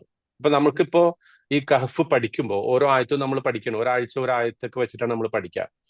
അപ്പോ നമ്മൾ എന്ത് വേണം, ഇതോടൊപ്പം തന്നെ മനഃപ്പാടമാക്കി പോകണം. പ്രത്യേകിച്ച് എല്ലാ വെള്ളിയാഴ്ചയും പാരായണം ചെയ്യുന്നതുകൊണ്ട് നമുക്കിത് മനഃപ്പാടമാക്കാൻ വളരെ എളുപ്പമാണ്. അപ്പോൾ ഏറ്റവും നല്ല ഒരു പ്രൊട്ടക്ഷൻ ആണ് ഈ സൂറകള്. അതുകൊണ്ട് തന്നെ ഞാൻ ഏറ്റവും അധികം തുടക്കത്തിൽ തന്നെ മനഃപ്പാടമാക്കിയ പിന്നെ സൂറത്തുകളാണ് ഇവ എന്ന് അബ്ദുല്ലാഹിബ്നു മസ്ഊദ് പറയുന്നത്. ഈ തിലാദി എന്ന് പറഞ്ഞാൽ അതിന്റെ അർത്ഥം, നമ്മളിപ്പോ ആദ്യമായിട്ടൊരു സംഗതി ചെയ്ത, ഇപ്പൊ ഒരു ഉദാഹരണത്തിൽ ഒരാൾ ആദ്യമായിട്ട് ഒരു കട തുടങ്ങി, ആ കടയിൽ ആദ്യം വന്ന ഒരു കറൻസി നോട്ട്, അങ്ങനെ ചില ആളുകളെ കാണാം, ആ കറൻസി നോട്ട് ആൾ സൂക്ഷിച്ചു വെക്കും. ആദ്യമായിട്ട് ആൾക്ക് കിട്ടിയ ഒരു റെസ്റ്റോറന്റ് തുടങ്ങി, അപ്പൊ ആദ്യം വന്ന കസ്റ്റമർ പേ ചെയ്ത ആ നോട്ട് അയാൾ എന്ത് ചെയ്യും, ഏറെ കാലം സൂക്ഷിച്ചു വെക്കും. വേണമെങ്കിൽ ചില്ലിട്ട് ആ പിന്നെ റെസ്റ്റോറന്റിന്റെ ക്യാഷ്യറുടെ ടേബിളിന്റെ ചില്ലിട്ട് അതിന്റെ അകത്ത് സൂക്ഷിച്ചു വെക്കും, അല്ലെ? എന്തുകൊണ്ടാ? അത് ആദ്യം കിട്ടിയ ഒരു സമ്പത്താണ് അയാളുടെ, അല്ലെങ്കിൽ അയാളുടെ സമ്പത്തിന്റെ തുടക്കമാണ്. ഇത് അങ്ങനത്തെ പല ആദ്യമായിട്ട് കിട്ടുന്ന സംഗതികളോട് നമുക്ക് അങ്ങനെ ഒരു ബന്ധമുണ്ട്. അവര് സഹാബികള് ഖുർആനിനെ കണ്ടിരുന്നത് ഈ രൂപത്തിലാണ്. അവരെ സംബന്ധിച്ചിടത്തോളം ഒരു ഭൗതികമായ ഒരു വരുമാനത്തെക്കാൾ ഇത്തരം സൂറകളെ അവര് അവരുടെ ജീവിതവുമായി ചേർത്ത് വെച്ചിരുന്നു എന്നതിന്റെ തെളിവാണത്. അപ്പൊ ഈ സൂറത്തുകളൊക്കെ നമുക്ക് മനഃപ്പാടമാക്കാനും എളുപ്പമാണ്, പഠിക്കാനും എളുപ്പമാണ്. പഠിച്ചു കഴിഞ്ഞാൽ ഇത്തരത്തിലുള്ള ധാരാളം പ്രൊട്ടക്ഷൻ ജീവിതത്തിൽ നമ്മൾ ജീവിച്ചു പോകുമ്പോൾ ഈ ഭൗതികമായ പല കാര്യങ്ങളുടെയും ഉപദ്രവങ്ങളിൽ നിന്നുള്ള ഒരു പ്രൊട്ടക്ഷൻ കൂടിയാണ് ഈ സൂറകൾ എന്ന് നമുക്ക് ഇതിൽ കാണാൻ സാധിക്കും. ഓക്കെ, ഇനി നമുക്ക് ഒരു ഒരു ഒരു പ്രധാനപ്പെട്ട ഒരു പോയിന്റ് നമ്മളിവിടെ മനസ്സിലാക്കേണ്ടതെന്ന് വെച്ചാല് ഈ സൂറത്തുകൾ പാരായണം ചെയ്യുമ്പോൾ ഇപ്പൊ നമ്മൾ ഇത്തരം സൂറകളെ കുറിച്ച് പലതും കേട്ടിട്ടുണ്ടല്ലോ. സൂറത്തുൽ മുൽക്ക് പാരായണം ചെയ്താൽ അയാൾക്ക് ഖബറിലെ ശിക്ഷയിൽ നിന്ന് രക്ഷ കിട്ടും. സൂറത്തുൽ വാഖിയ പാരായണം ചെയ്താല് ദാരിദ്ര്യം ഉണ്ടാവൂല. സൂറത്ത് യാസീൻ നിങ്ങൾ മരണമാസന്നമായി കിടക്കുന്നവർക്ക് ഈ സൂറത്ത് യാസീൻ പാരായണം ചെയ്തു കൊടുക്കണം. അത് കൽബുൽ ഇങ്ങോട്ടാണോ? കൽബുൽ ഖുർആനാണ്, അത് ഖുർആന്റെ ഹൃദയമാണ്. സൂറത്തുർ റഹ്മാൻ, അത് അറൂസുൽ ഖുർആൻ, ഖുർആന്റെ മണവാട്ടിയാണ് സൂറത്ത് റഹ്മാൻ. ഇതൊക്കെ അങ്ങനെ സൂറത്തുകളെ കുറിച്ച് ഒരുപാട് നമ്മൾ കേട്ടിട്ടുണ്ട്. പക്ഷെ പലപ്പോഴും നമ്മൾ ഇത് പാരായണം ചെയ്യുന്നതിലൂടെ മാത്രം ഇതിൽ പറഞ്ഞ ബെനിഫിറ്റുകൾ നമുക്ക് കിട്ടുമോ? ഒരാൾ സൂറത്തുൽ മുൽക്ക് സ്ഥിരമായി പാരായണം ചെയ്യുന്നു, പക്ഷെ ആ പാരായണം ചെയ്യുന്നതുകൊണ്ട് മാത്രം അയാൾ ഖബറിലെ ശിക്ഷയിൽ നിന്ന് രക്ഷപ്പെടുവോ? സൂറത്തുൽ വാഖിയ ഒരാൾ പാരായണം ചെയ്യുന്നു, അതുകൊണ്ട് മാത്രം അയാൾക്ക് ദാരിദ്ര്യമില്ലാതെ രക്ഷപ്പെടുവോ? ഇപ്പൊ ഈ പറഞ്ഞ സൂറത്തുൽ കഹഫ് പാരായണം ചെയ്തുകൊണ്ട് മാത്രം ദജ്ജാലിന്റെ ഫിത്നയിൽ നിന്ന്, പരീക്ഷണങ്ങളിൽ നിന്ന് ആൾ രക്ഷപ്പെടും? അത് ചോദിച്ചാൽ അതിന്റെ ഉത്തരം അതിനല്ല ഖുർആൻ ഇറങ്ങിയിട്ട് ഉള്ളത് എന്നുള്ളതാണ്. ഖുർആനില് ഇപ്പൊ നമ്മൾ നോക്കൂ, ചിലപ്പോഴൊക്കെ നിങ്ങൾ കണ്ടിട്ടുണ്ടാവും ചില വീഡിയോകളൊക്കെ അല്ലെ, എങ്ങനെയാ ഒരാളിരുന്ന് ഖുർആൻ പാരായണം ചെയ്യുന്നു, എല്ലാവരും അതിനെങ്ങനെ അപ്രീസിയേറ്റ് ചെയ്യുന്നു അല്ലെ. അപ്പോ അതിന്റെ ഒരു ചിലപ്പോഴൊക്കെ അതിന്റെ ഒരു അസാംഗത്യം നമുക്ക് ബോധ്യപ്പെടും, അതൊരു ചേരായ്മ നമുക്ക് ബോധ്യപ്പെടും. ഉദാഹരണത്തിന് സൂറത്തുൽ ഹാഖയില് അള്ളാഹു നരകത്തെ കുറിച്ച് പറയുന്ന ഒരു ഭാഗമുണ്ട് അല്ലെ. കിതാബഹു ബിഷിമാലിഹി എന്ന് പറഞ്ഞിട്ട് അവന്റെ ഇടതുവശത്ത് കിതാബ് നൽകപ്പെട്ടാൽ അവൻ പറയും ഫയഖൂലു യാ ലൈതനി ലം ഊത കിതാബിയ. അവിടെ വെച്ച് അള്ളാഹു പറഞ്ഞു ഖുദൂഹു ഫഗുല്ലു സുമ്മൽ ജഹീമ സല്ലു സുമ്മ ഫീ സിൽസിലത്തിൻ ദർഉഹാ സബ്ഊന ദിറാഅൻ ഫസ്ലുകൂ. നമ്മൾ തജ്വീദ് അനുസരിച്ച് അത് ഓതുമ്പോ നമ്മളിങ്ങനെ ഖുദൂഹു ഫഗുല്ലു സുമ്മൽ ജഹീമ സല്ലു അല്ല, വളരെ താളത്തിൽ ഈണത്തിൽ ഇങ്ങനെ ഓതിപ്പോവും. പക്ഷെ അങ്ങനെയാണോ അള്ളാഹു അത് പറയുന്നത്? മലക്കുകളോട് അല്ല കൽപ്പിക്കുന്നു, ഖുദൂ അവനെ പിടിക്ക്, വഗുല്ലു എന്നിട്ട് അവനെ കെട്ടിയിട്, സുമ്മ ഫീ സിൽസിലത്തിൻ സബ്ഊന ദിറാഅൻ ഫസ്ലുകൂ പിന്നെ 70 മുഴം നീളമുള്ള ചങ്ങലയിൽ അവനെ ബന്ധിക്കൂ, സുമ്മൽ ജഹീമ സല്ലു പിന്നെ അവനെ നരകത്തിലേക്ക് വലിച്ചെറിയൂ. ഇത് വളരെ ഇങ്ങനെ ഈണത്തോടെ താളത്തില് ഒരു പാട്ട് പാടുന്നത് പോലെ, ഒരു ഗസല് കേൾക്കുന്നത് പോലെ കേൾക്കാനുള്ളതാണോ? അല്ലല്ലോ, ഒരിക്കലും അല്ല. അതിന്റെ അർത്ഥം മനസ്സിലാകുമ്പോഴാണ് അതിന്റെ ഗൗരവം. ശരിക്കും വാസ്തവത്തില് പടച്ചോൻ വളരെ ഗൗരവത്തില് രോഷത്തിൽ പറയുന്ന ഒരു സംഗതിയാണ്. അള്ളാഹുവിന്റെ വചനങ്ങളെ അനുസരിക്കാതെ ജീവിതത്തിൽ തെറ്റുകൾ ഒരുപാട് സംഭവിച്ച് അവസാനം ഗ്രന്ഥം ഇടത് കയ്യിൽ കിട്ടുന്ന ഒരാള് നരകത്തിൽ പോണ ഒരു രംഗം പറയാണ്.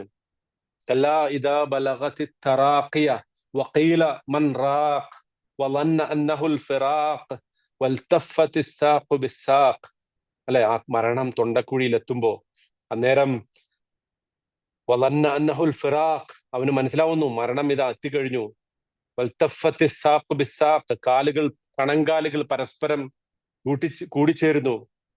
അത് തജ്വീദ് വേണ്ടാന്നോ ഖുർആൻ പാരായണം ആ അർത്ഥത്തിൽ ചെയ്യേണ്ടെന്നൊന്നും അല്ല പറയുന്നത്, മറിച്ച് അതിന്റെ അർത്ഥം ഉൾക്കൊള്ളാതെ നമ്മൾ പാരായണം ചെയ്യുമ്പോൾ നമുക്കത് അപ്രീസിയേറ്റ് ചെയ്യാൻ പറ്റില്ല, അല്ലെങ്കിൽ അതിനെ ഉൾക്കൊള്ളാൻ നമുക്ക് പറ്റില്ല. നമ്മൾ പറഞ്ഞല്ലോ ഫബിഅയ്യി ആലാഇ റബ്ബിക്കുമാ തുകദ്ദിബാൻ. അത് ചിലപ്പോഴൊക്കെ അള്ളാഹ് രോഷത്തോടെ ചോദിക്കുന്നു, നിങ്ങൾ എങ്ങനെയാണ് അള്ളാഹുവിന്റെ അനുഗ്രഹത്തെ നിഷേധിക്കുക? മനുഷ്യരോടും ജിന്നുകളോടും അള്ളാഹു ചോദിക്കുകയാണ്. അപ്പോ ഈ വിശുദ്ധ ഖുർആന്റെ ഇത്തരം വചനം ചിലപ്പോ സർക്കാസ്റ്റിക് ആയിട്ട് അള്ളാഹു അല്ലെ പറയുന്നുണ്ട്, സത്യനിഷേധികളോട് നിങ്ങൾ നരകം രുചിച്ചോ, അള്ളാഹിന്റെ കഠിനമായ ശിക്ഷ നിങ്ങൾ ആസ്വദിച്ചോ എന്നൊക്കെ പറയുന്നുണ്ട്. അപ്പൊ ആ ആസ്വാദനത്തെ കുറിച്ച് അല്ലെങ്കിൽ ആ ശിക്ഷയെ കുറിച്ചൊക്കെ ഉള്ള പാരായണം നമ്മുടെ ഹൃദയം പെടക്കാതെ നമുക്കത് വായിക്കാൻ പറ്റില്ല. അവിടെ നമുക്ക് തജ്വീദ് ഇല്ലെങ്കിൽ കുഴപ്പമില്ല, തജ്വീദ് ഞാൻ ഒരിക്കലും തജ്വീദിന്റെ പ്രാധാന്യത്തെ കുറിച്ച് കാണില്ല, അങ്ങനെ തെറ്റിദ്ധരിക്കരുത് കേട്ടോ. ഒരു ഡിസ്ക്ലൈമർ ആണത്, ഒരിക്കലും അത് തെറ്റിദ്ധരിക്കരുത്. തജ്വീദ് വേണം,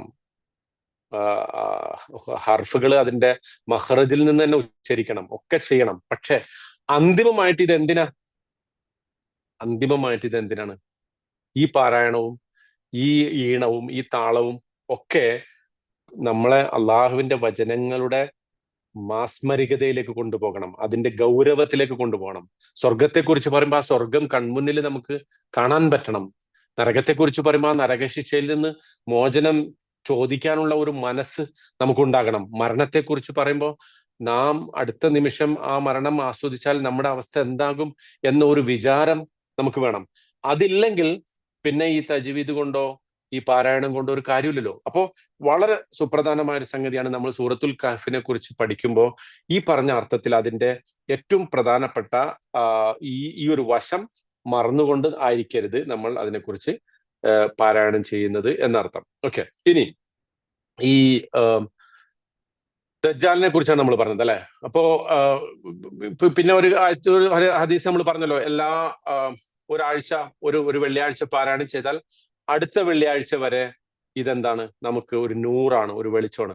കാരണം മറ്റൊരു സംഗതി ആ ഹദീസിന്റെ മറ്റൊരു കോണ്ടെക്സ്റ്റിൽ നമുക്ക് മനസ്സിലാക്കാം. അതായത് അന്ത്യനാൾ എത്തുമ്പോ നബി സല്ലല്ലാഹു അലൈഹി വസല്ലം പറഞ്ഞിട്ടുണ്ട്, ഒരു വർഷം എന്നുള്ളത് ഒരു മാസം പോലെ തോന്നും, ഒരു മാസം എന്നുള്ളത് ഒരാഴ്ച പോലെ തോന്നും അല്ലെ, ഒരാഴ്ച എന്നുള്ളത് ഒരു ദിവസം പോലെ തോന്നും. അപ്പോ മാബൈനൽ ജുമാഅത്തൈനി എന്ന് പറയുന്നത് ഒരു ദീർഘകാലത്തേക്കുള്ള വെളിച്ചത്തെ കുറിച്ചാണ് പറയുന്നത്. അപ്പോ ആ സൂറത്തുൽ കഹ്ഫിന്റെ ആ ഒരു പ്രാധാന്യം അത് നമ്മളെ സംബന്ധിച്ചിടത്തോളം അത് ശരിക്കും നമ്മൾ കൃത്യമായി പാരായണം ചെയ്യുമ്പോൾ ആ ഒരു മുഴുവൻ ആഴ്ചയും, നമ്മൾ ഒറ്റ ദിവസമാണ് അത് പാരായണം ചെയ്യുന്നതെങ്കിലും ആ ഒരു ദിവസം ഒരാഴ്ച നീണ്ടു നിൽക്കുന്ന ആ ഒരു വെളിച്ചമായിട്ട്, അള്ളാഹുവിന്റെ പക്കൽ നിന്നുള്ള ഒരു വെളിച്ചമായിട്ട് നമുക്ക് ബോധ്യപ്പെടും എന്നുള്ളതാണ്. ഇനി നമ്മൾ എന്താണ് ദജ്ജാൽ? ദജ്ജാലിനെ കുറിച്ച് ഞാൻ പറഞ്ഞു, ഒരു ചെറിയ സൂചന ഞാൻ പറഞ്ഞു. ദജ്ജാൽ എന്ന് പറഞ്ഞാൽ അതിന്റെ അർത്ഥം കസാബ് എന്നാണ്. കസാബ് അല്ലെങ്കിൽ ഖാസിബ്, കളവ് പറയുന്ന ആള്, അല്ലെങ്കിൽ ശരിക്കും ഒരു ഫേക്ക് പേഴ്സണാലിറ്റിയാണ് ദജ്ജാൽ. ദജ്ജാലിനെ കുറിച്ചുള്ള ഹദീസുകൾ പറയാൻ നിന്നാൽ, അല്ലെങ്കിൽ അതിനെക്കുറിച്ചുള്ള വർത്തമാനങ്ങൾ പറയാൻ നിന്ന് കഴിഞ്ഞാൽ നമുക്ക് ഒരുപാട് പറയേണ്ടി വരും. അപ്പൊ നമുക്ക് വേണ്ട കാര്യങ്ങൾ മാത്രം പറയാം കേട്ടാ. വേണ്ട കാര്യങ്ങൾ ഈ സൂറത്തുൽ കഹ്ഫ് പഠിക്കുന്നതിന്റെ പശ്ചാത്തലത്തിൽ ദജ്ജാലിനെ കുറിച്ച് നമ്മൾ എന്തുകൊണ്ട് അറിയണം? ആരാണ് ദജ്ജാൽ? എന്താണ് അവന്റെ ലക്ഷ്യം? എന്താണ് അവൻ ഉദ്ദേശിക്കുന്നത്? അവന്റെ ഉപദ്രവത്തിൽ നമുക്ക് രക്ഷ നേടാൻ നമ്മൾ ഏതൊക്കെ മാർഗങ്ങളാണ് സ്വീകരിക്കേണ്ടത്? അതിനെക്കുറിച്ച് മാത്രമാണ് ഞാൻ പറയുന്നത്. അല്ലാതെ ദജ്ജാലിന്റെ മുഴുവൻ കാര്യങ്ങളും പറയുന്നില്ല. ഇപ്പോ നമ്മൾ ദജ്ജാലിനെ കുറിച്ച് പറയുമ്പോൾ എനിക്കറിയാം ഇവിടെ ഇരിക്കുന്ന അധിക ആളുകളും ചോദിക്കാനുള്ള ഒരു സംഗതി, ദജ്ജാൽ ഒരു സ്ഥലത്ത് ബന്ധിതനാണെന്ന് കേട്ടിട്ടുണ്ടല്ലോ, അയാൾ ഒരു ചങ്ങലയിൽ ബന്ധിതനാണ്, ആ ചങ്ങല അയാൾ ഇങ്ങനെ നക്കിക്കൊണ്ടിരിക്കുകയാണ്, എല്ലാ വെള്ളിയാഴ്ചയും ആ ചങ്ങല പൊട്ടാറാകുമ്പോ പിന്നെ നമ്മൾ സൂറത്തുൽ കഹ്ഫ് ഓതും. അപ്പോ നമ്മൾ എല്ലാവരും കൂടെ സൂറത്തുൽ കഹ്ഫ് ഓതുമ്പോ ആ ചങ്ങല വീണ്ടും ശക്തമാകും. ഇങ്ങനെയൊക്കെ പല കഥകളും നിങ്ങളെ കേട്ടിട്ടുണ്ടാവും. പിന്നെ തമീമദ്ദാരി എന്ന് പറയുന്ന ഒരു സഹാബി ദജ്ജാലിനെ കണ്ടിട്ടുണ്ടല്ലോ ഒരു ദ്വീപിൽ പോയപ്പോ. സഹീഹായ ഹദീസാണ്. അപ്പോ നമ്മൾ അത്തരം ഒരു സെക്കൻഡ്, ഇതിന്റെ ഒരു ഇടക്കൊന്ന് കട്ടായി പോയി. വന്നോ? ഞാനുണ്ടോ? കേൾക്കുന്നുണ്ടോ? ഓക്കെ, ഇടയ്ക്കൊരു കോള് വന്നാണ്. ഓക്കെ, അപ്പോ ഈ ദജ്ജാലിനെ കുറിച്ച് അത്തരം കഥകളെ നമ്മൾ എന്ത് ചെയ്യുന്നില്ല, അതിന്റെ ന്യായാന്യത്തിലേക്ക്, അതിന്റെ മെറിറ്റിലേക്ക് നമ്മൾ പോകുന്നില്ല. മറിച്ച് എന്താണ് ഈ ദജ്ജാൽ എന്ന് പറഞ്ഞ പദം? ഇപ്പൊ മസീഹ് ദജ്ജാൽ നമ്മൾ ആദ്യത്തിൽ സൂചിപ്പിച്ചു. മസീഹ് ദജ്ജാൽ എന്ന് പറയാൻ കാരണം, മസഹ എന്ന് പറഞ്ഞാൽ ശരിക്ക് മായ്ക്കുക, തുടക്കുക എന്നാണ്. തടവണേനും പറയും, തടവുക, മായ്ക്കുക, ഇല്ലായ്മ ചെയ്യുക. ദജ്ജാലിന് ഒരു കണ്ണേ ഉള്ളൂ, അഅ്വജാണ് ആള്. അയാളുടെ വലത്തെ കണ്ണ് തുടച്ചു കളയപ്പെട്ട ആളെ പോലെയാണ്. അതുകൊണ്ടാണ് മസീഹ് ദജ്ജാൽ എന്ന് പറയുന്നത്. ഈസാ നബിയെ കുറിച്ച് മസീഹ് എന്ന് പറയാൻ കാരണം എന്താ? ഈസാ നബി അലൈഹി സ്വലാം ആരെങ്കിലും തടവിയാല് അയാളുടെ രോഗം മാറും, വെള്ളപ്പാണ്ട്, അന്ധത ഒക്കെ മാറും. ചില കേസില് ഒരാളെ മരിച്ച ആളെ ജീവിപ്പിക്കുക വരെ ചെയ്തിട്ടുണ്ട്. കുഷ്ഠരോഗം ഉണ്ടെങ്കിൽ അത് തടവിയാൽ മാറും. അതുകൊണ്ടാണ് ഈസാ നബി അലൈഹി ഇസ്ലാമിക്ക് മസീഹ് എന്ന് പേര് പറയാൻ കാരണം. ദജ്ജാലിന് മസീഹ് എന്ന് പറയാൻ കാരണം എന്താ? അയാളുടെ ഒരു കണ്ണ്, വലത്തെ കണ്ണ് ഇല്ല, അവജാണ്. അത് വെച്ചിട്ട് നമ്മൾ നോക്കുക, ഈ മൊത്തം ഹദീസുകളിലേക്കോ അല്ലെങ്കിൽ ഇതിനെക്കുറിച്ചുള്ള എല്ലാ വർത്തമാനങ്ങളിലേക്കും പോകാതെ ദജ്ജാൽ നമുക്ക് ചെയ്യാൻ സാധ്യതയുള്ള ഉപദ്രവങ്ങളെ കുറിച്ച് ധാരാളമായിട്ട് പ്രവാചകൻ സല്ലല്ലാഹു അലൈഹി വസല്ലം നമ്മളെ താക്കീത് ചെയ്തിട്ടുണ്ട്. അതിൽ ഏറ്റവും പ്രധാനപ്പെട്ട ഒരു സംഗതിയാണ് ദജ്ജാലിന്റെ വരവ് അന്ത്യനാളിന്റെ ഒരു അടയാളമായിരിക്കും. ദജ്ജാലിന്റെ വരവ് അന്ത്യനാളിന്റെ ഒരു അടയാളമായിരിക്കും എന്ന് മാത്രമല്ല, ഈ ദജ്ജാൽ ചെയ്യുന്ന ഏറ്റവും പ്രധാനപ്പെട്ട പണി ഈ ദുനിയാവ് നമുക്ക് എന്ത് ചെയ്യും, വളരെ മനോഹരമായിട്ട് തോന്നിപ്പിക്കും. ദുനിയാവിലെ സംഗതികൾ ഏറ്റവും ബ്യൂട്ടിഫുൾ ആയിട്ട് തോന്നിക്കും. ഇതൊക്കെ നമ്മൾ പറയുമ്പോൾ ഇപ്പോഴത്തെ നമ്മുടെ അവസ്ഥ വെച്ചിട്ട് നമുക്ക് അതൊക്കെ തോന്നുന്നില്ലേ, അല്ലെ? ദുനിയാവ് ഒരിക്കലും മരിക്കാതെ ഇങ്ങനെ എപ്പോഴും എല്ലാ കാലത്തും ഇവിടെ ഈ ദുനിയാവിന്റെ പളപളപ്പില്, ഈ ലൈറ്റുകളുടെ വെളിച്ചത്തിൽ, ഈ ഷോപ്പിംഗ് മാളിന്റെ ആ മിന്നുന്ന ആ അവസരത്തിൽ ഇങ്ങനെ ജീവിച്ചു പോയാൽ മതി എന്ന് നമുക്കൊക്കെ തോന്നാറില്ലേ? ആ തോന്നല് ശരിക്കും ഈ ദജ്ജാലിന്റെ ഒരു പ്രധാനപ്പെട്ട പ്രവൃത്തിയാണ്. എന്ന് മാത്രമല്ല, ദജ്ജാലിന്റെ ഒരു കഴിവിടെന്ന് പറഞ്ഞതിന്റെ ചില മരിച്ച ആളെ ജീവിപ്പിക്കും. അയാളെ എനിക്ക് നിന്നിൽ വിശ്വാസമില്ല, ദജ്ജാലിനെ കുറിച്ച് നീ ദജ്ജാലാണെന്ന് വിശ്വസിക്കുന്നില്ല എന്ന് പറഞ്ഞ ആളെ ദജ്ജാല് കൊല്ലും. എന്നിട്ട് അയാളെ ജീവിപ്പിച്ചിട്ട് പറയും, ഇതാ ഞാൻ ഇപ്പൊ ഇതാ ജീവിപ്പിച്ചിരിക്കുന്നു, നിനക്ക് ഇപ്പൊ വിശ്വാസമായില്ലേ എന്ന് ചോദിക്കുന്ന ഒരു അവസ്ഥയെ കുറിച്ച് പറയുന്നുണ്ട്. അതുപോലെ തന്നെ ചില ആളുകളെ ദജ്ജാല് അന്തിക്രിസ്തു എന്ന് പറയുന്നുണ്ടോ? എങ്ങനെ അന്തിക്രിസ്തു എന്ന് പറയുന്നത് ദജ്ജാലിനെയാണ് അന്തിക്രിസ്തു എന്ന് പറയുന്നത്. അങ്ങനെ അവരുടെ ഒരു വാദമുണ്ട്. അതായത് അവസാനം നമ്മുടെ ഹദീസുകളിൽ നിന്നും നമുക്ക് ലഭിക്കുന്ന ഒരു സംഗതി, അവസാനമായിട്ട് ഈ ദജ്ജാലിനെ തോൽപ്പിക്കുന്നത് ആരായിരിക്കും? ദജ്ജാലിനെ അവസാനമായിട്ട് തോൽപ്പിക്കുന്നത് ഈസാ നബി ആയിരിക്കും. അങ്ങനെയാണ് ലോകാവസാനം ഉണ്ടാവുക ഈ ദജ്ജാൽ. അപ്പോ ആരാണ് ഇത് പറഞ്ഞത്? അതായത് ഈ ദജ്ജാൽ ഒരു മനുഷ്യന്റെ കോലത്തിലാണോ വരിക, അതല്ല ഇന്നത്തെ കാലഘട്ടത്തിൽ പല ഈ പറയുന്ന ദജ്ജാലിന്റെ അടയാളങ്ങൾ, അയാൾ ചെയ്യാൻ പോകുന്ന പ്രവർത്തനങ്ങൾ, ഇപ്പൊ ഞാൻ പറഞ്ഞല്ലോ, ഈ ഭൂമിയിലെ ജീവിതം നമുക്ക് ഏറ്റവും മനോഹരമായി തോന്നിക്കുന്ന ഒരു അവസ്ഥ ഉണ്ടാകും. ഈ മനുഷ്യരെ രണ്ടായിട്ട് മുറിക്കും എന്ന് പറയുന്നത് ഇന്നിപ്പോ നടക്കുന്നുണ്ടല്ലോ, അല്ലെ? ഈ സർജറി എന്ന് പറഞ്ഞ സാധനം എന്താ? അതാണല്ലോ പലപ്പോഴും, മനുഷ്യരെ മുറിക്കുകയാണല്ലോ, ആളുകളുടെ രോഗം മാറാനൊക്കെ ആയിട്ട് മുറിക്കുന്നു. അതുപോലെ ബാരൻ ലാൻഡ്, അതായത് തരിശായി കിടക്കുന്ന ഭൂമികളില് ധാരാളം പിന്നെ പച്ചപ്പ് ഉണ്ടാകുന്ന ഒരു അവസ്ഥ ഉണ്ടാകും അന്ത്യനാൾ വരുമ്പോൾ, പ്രത്യേകിച്ച് ദജ്ജാലിന്റെ പ്രവർത്തനങ്ങൾ മുഖേന. ഇന്നിപ്പോ ആർട്ടിഫിഷ്യൽ ഇറിഗേഷൻ നമുക്ക് കാണുന്നുണ്ടല്ലോ, ഒരുപാട് മരുഭൂമികൾ ശരിക്കും നല്ല പച്ചപ്പ് നിറഞ്ഞ പ്രദേശമായിട്ട് നമുക്ക് വരുന്നുണ്ടല്ലോ. അപ്പോ ഒരു ഭാഗത്ത് ദജ്ജാലിന്റെ ഒരു പണി ഇതാണ്, എന്ത്? ഐഹിക ജീവിതത്തെ നമുക്ക് ഏറ്റവും മനോഹരമായി തോന്നിക്കുന്ന ഒരു സംഗതി. അതാണ് വാസ്തവത്തിൽ ദജ്ജാലിന്റെ ഒരു പ്രധാനപ്പെട്ട പ്രവർത്തനം എന്ന് പറഞ്ഞാൽ. ഈ ദജ്ജാൽ ചെയ്യുന്ന ഏറ്റവും പ്രധാനപ്പെട്ട ഒരു പണി, നിങ്ങൾക്ക് എന്തിനാണ് സ്വർഗം? ഈ സ്വർഗം ഭൂമിയിൽ തന്നെ നിങ്ങൾക്ക് നിർമ്മിച്ചുകൂടെ? കേട്ടിട്ടുണ്ട് ആ വാചകം എവിടെന്നെങ്കിലുമൊക്കെ? ഭൂമിയിലെ സ്വർഗം പോരെ, നിങ്ങൾക്ക് എന്തിനാണ് മറ്റൊരു സ്വർഗം? ഈ ഭൂമിയിൽ സ്വർഗം ഉണ്ടാക്കാനല്ലേ നമ്മൾ പരിശ്രമിക്കേണ്ടത്? ഈ ഭൂമിയിലെ യഥാർത്ഥത്തിലുള്ള ജീവിതം ഇവിടെ തന്നെ നമുക്കങ്ങ് കഴിച്ചു കൂട്ടിക്കൂടെ? മരിച്ചു കഴിഞ്ഞിട്ട് നിങ്ങൾക്ക് സ്വർഗം ഉണ്ടോ, പരലോകം ഉണ്ടോ? ഈ ഒരു സംശയം മനുഷ്യരുടെ മനസ്സിൽ ഇട്ടുകൊടുക്കുന്ന ഒരു പ്രധാനപ്പെട്ട പണിയാണ് ദജ്ജാൽ നിർവഹിക്കുന്നത്. ഇന്നത്തെ കാലത്ത് ആ പണി വളരെ ഭംഗിയായിട്ട് മനുഷ്യരുടെ കൂട്ടത്തിൽ തന്നെ പലരും ചെയ്തുകൊണ്ടിരിക്കുന്നുണ്ട്. പല ഇസങ്ങൾ ചെയ്തുകൊണ്ടിരിക്കുന്നുണ്ട്. മെറ്റീരിയലിസം, കമ്മ്യൂണിസം, ലിബറലിസം, അല്ലെ, നിയോ കൺസർവേറ്റിസം, ക്യാപിറ്റലിസം, ഇങ്ങനെ ഒരുപാട് ഇസങ്ങൾ തന്നെ ആ പണി ചെയ്തുകൊണ്ടിരിക്കുന്നത്. എല്ലാവരും പറയുന്ന ഒരു പ്രധാനപ്പെട്ട പോയിന്റ് എന്താ? എന്തിനാണ് മനുഷ്യൻ മരണത്തിന് ശേഷമുള്ള ഒരു ജീവിതത്തെ കുറിച്ച് ആലോചിച്ച് ഈ വളരെ ഹ്രസ്വമായ ഒരു ജീവിതത്തെ ഇങ്ങനെ നശിപ്പിച്ച് കളയണോ? അതായത് മറ്റൊരു സ്വർഗത്തെ കാത്തിരുന്നുകൊണ്ട് നിങ്ങൾക്ക് ഇവിടെ നിങ്ങൾക്ക് ലഭിക്കാവുന്ന സ്വർഗത്തെ നിങ്ങൾ നഷ്ടപ്പെടുത്തണോ? ഈ ഒരു ബ്യൂട്ടിഫിക്കേഷൻ, ഈ ഒരു ജീവിതത്തിന്റെ, ഭൗതികമായ ജീവിതത്തെ ഏറ്റവും മനോഹരമായി കാണിക്കുക എന്ന ഒരു പണിയാണ് ആര് ചെയ്തുകൊണ്ടിരിക്കുന്നത്? വാസ്തവത്തിൽ ദജ്ജാൽ ചെയ്തുകൊണ്ടിരിക്കുന്നത്.